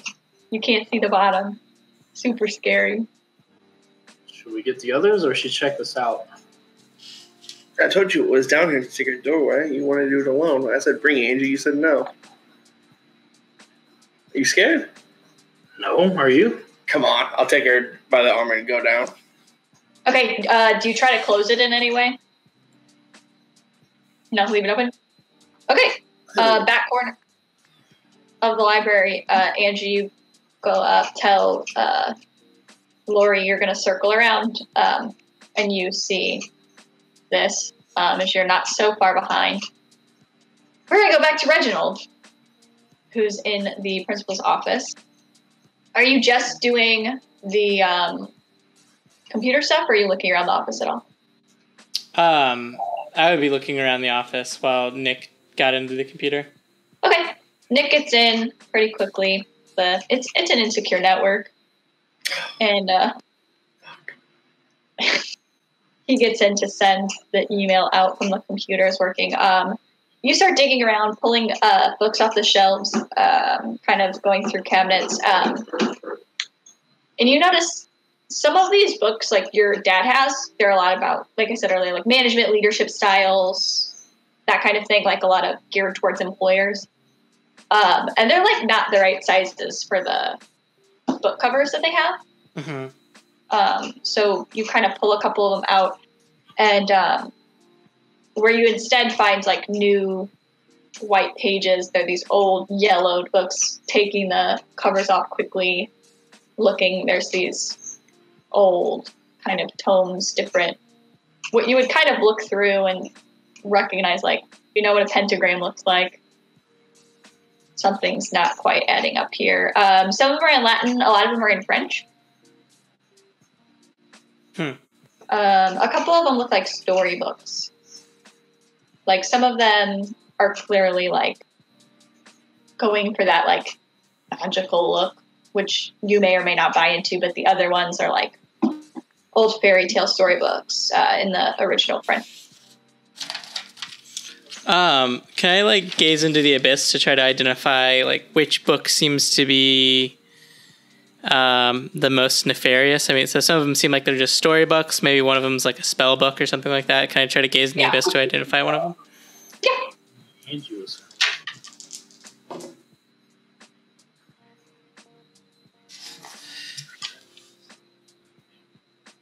That's a 10. A 10, full success. Okay. You find up in the top corner, actually tucked between two, a very tiny, one of those thin books that's like, it looks like almost a devotional book that maybe you've seen Angie have, like, in her purse. But it's definitely not Christian devotions. It's in French with certain parts in Latin that you can make out. And you see it's a 2-part volume. And with your full success, you know that this one isn't, you have a feeling this one isn't dangerous by itself. You kind of need the other half. And it's not. Here. Yeah, I'll take that book. And then I'll check in on Nick. So how are we coming, Nick? Yeah, I'm in. I am sending it out. I have it set on a delay. It'll send. I'm going to send it before school. That way it doesn't send, like, while she's here. Don't want her to. Good call. We don't want her to, like, catch it and potentially cancel the email either. Yeah, so we'll do, like, a 6 a.m. Yeah, good call. Can you also search her email for anything from, like, Levi's mom? Yeah. Yeah, Mrs. Custer? Yeah. Yep.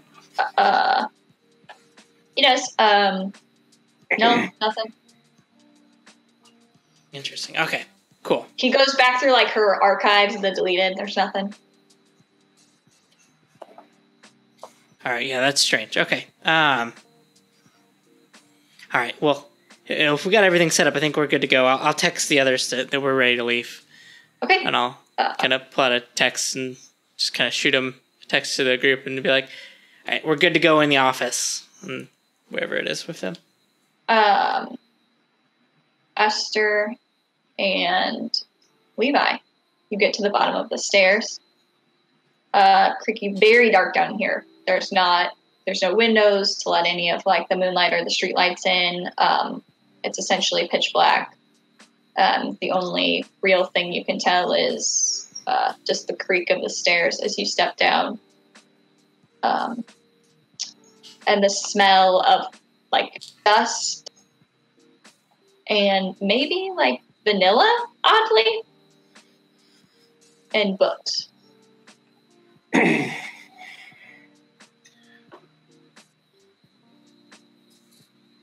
I'll get my phone out to use as a light. Start exploring. Yeah, so it's a fairly small room, dark, like, brown bricks on the walls, very worn, very cold down here, even though it's almost summertime outside. You can see essentially what looks like maybe, like, incense had been burning somewhere, and maybe that's what the sweet smell is. There's a shelf of books that's largely empty. There's a couple old books that are in, like, a glass cases, and as you get closer to examine them, they seem like they'll fall apart if you pry on them too much. And then you aim up higher to climb up the bookshelf, and you see something's been painted on the ceiling. this just stone, maybe concrete ceiling above you. There's pictures of cats all across it, small cats. As you go, kind of a circle of these cats chasing each other. And then a fox in the middle. And as you go, you see the fox, and you scan against the wall, and you see a horse painted. And then beneath the horse, there is, in another glass case, this gold medal with a man on it. It's depicting. He's got like a halo above his head. Hold on one moment. Yeah, so he's got this like ring around his head. He's holding a shepherd like hook.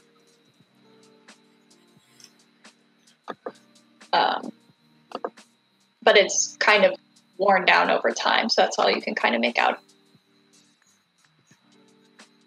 No other doors or anything? No other doors. I don't know what any of this shit means. I guess let's just grab some stuff and go. Yeah, is that why you want a cat? Because the cat paintings? Yeah. Okay. Okay, sure. Yeah, break that glass. Get that one of them old books. I'm going to grab this metal thing and this guy on it and let's get out of here. Smells nice down here, though. Incense, like or something. They've spent enough time investigating that Angie would have. You would have seen it and would have been able to catch up. Yeah, I don't want them to see me. I just want to be able to kind of peer down and see as much as I can without them noticing me. So it's down. You mostly make out like floor and table, a lot of dust. Do I see them flash their lights up to the ceiling, or maybe no? Well, you're standing essentially the same level as the ceiling, so you see the light flash up, but you can't. Okay. Yeah, if you look make into out the ceiling, it'll be super easy for us to see you. Yeah. All the way. Yeah. Okay. Yeah. As soon as I hear them breaking glass downstairs, I scurry off and leave them to be found by Lori, should she find them, and run back to Reginald. Yeah, Lori's on the other side of the library, slowly making her way, like looking. I haven't seen him yet, Angie. And then you hear her say to herself, like, I shouldn't shout. Okay. And then she regroups and starts patrolling. Okay. You head back to the principal's office.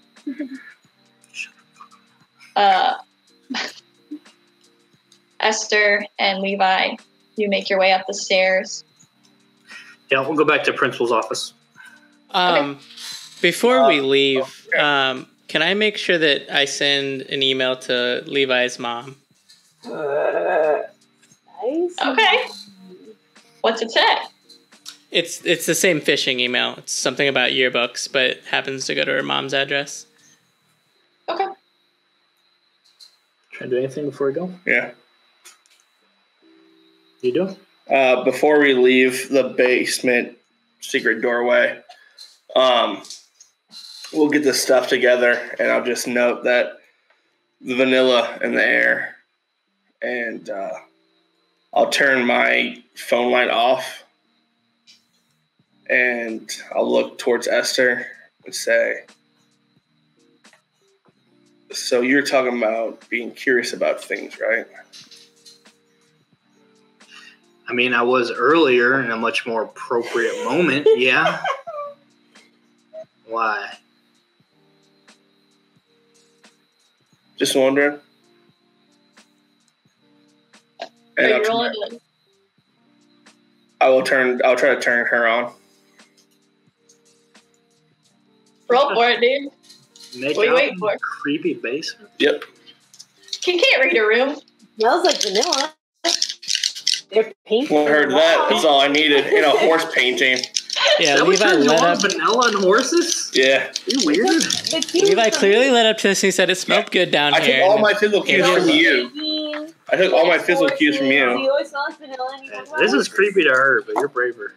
Ooh, snake eyes. We're never gonna bang. No, We're never gonna bang. this is perfect for Holland. Yep. So that happens, and you guys go back upstairs. Yeah, I'll say, Levi, this is weird and creepy. This is not the Yeah, I time. know. And I'll turn my phone Literally, on. And before it was like before the she's even done perfect talking, moment I'm with all walking of back that, upstairs. with like everything distressed and us going through this and trying to heal with each other. I was like tending to your wounds, and now you want to do. God He's damn it! up the stairs. Yeah, I'm not even. No, I'm saying this as I'm following. Oh, okay. I'm not just gonna stand there and talk to myself. Oh, I'm insecure and awkward right now. I'm fucking at a fast pace. Well, I'm overbearing and crazy, so good luck. God damn it. Yeah, but we'll head back to the principal's office as I'm lecturing him on how it's timing. It's not that it's the gesture was unwanted, but he's got to learn to pick up. Then You what's guys the- were talking about this in the hallway, and Lori comes out. You got to read the room, and if the room is a satanic cat place, that's not the room. You think it's satanic? I just saw a cat painted in horsebound. Whatever. I'm sorry. I'm sorry. I just thought. I'm It's sorry. all right. It's all right. I'm trying to teach you. Pay attention. Lori comes up behind you guys. Satanic what? Jesus. Lori, why are you here right now? Go to your friends. Get on the computer or something. Jesus Christ, Lori. And also, Okay. you hear shit. If you tell Reginald or anyone that we said the word satanic or anything, it's not going to be good for you, Lori. It's not going to be good at all. I'm going to shut her down. Okay. Go ahead. Oh God damn! I'd roll an 11. Every other roll is an 11. God damn! Yeah, that's a 10. All right. But she's I get a sense that she's being Yeah, you get a attacked sense right now, she's right? been bullied. you get a Okay. sense that she's getting. Shut the fuck down. You get a Oh, sense that she just got told, and she picks up the pace and moves ahead of you a little faster. Like, Okay. okay. So you guys regroup in the principal's office with your stolen things and your emails sent, and that is what we'll wrap up for the night. Thank you for watching. We've got socials down below. Check us out. Follow us. We have a Patreon where we do an after show. We're going to get to do that and talk about this episode in the after show. So check us out on Patreon so you can watch that. And thank you and goodbye. Bye. Bye.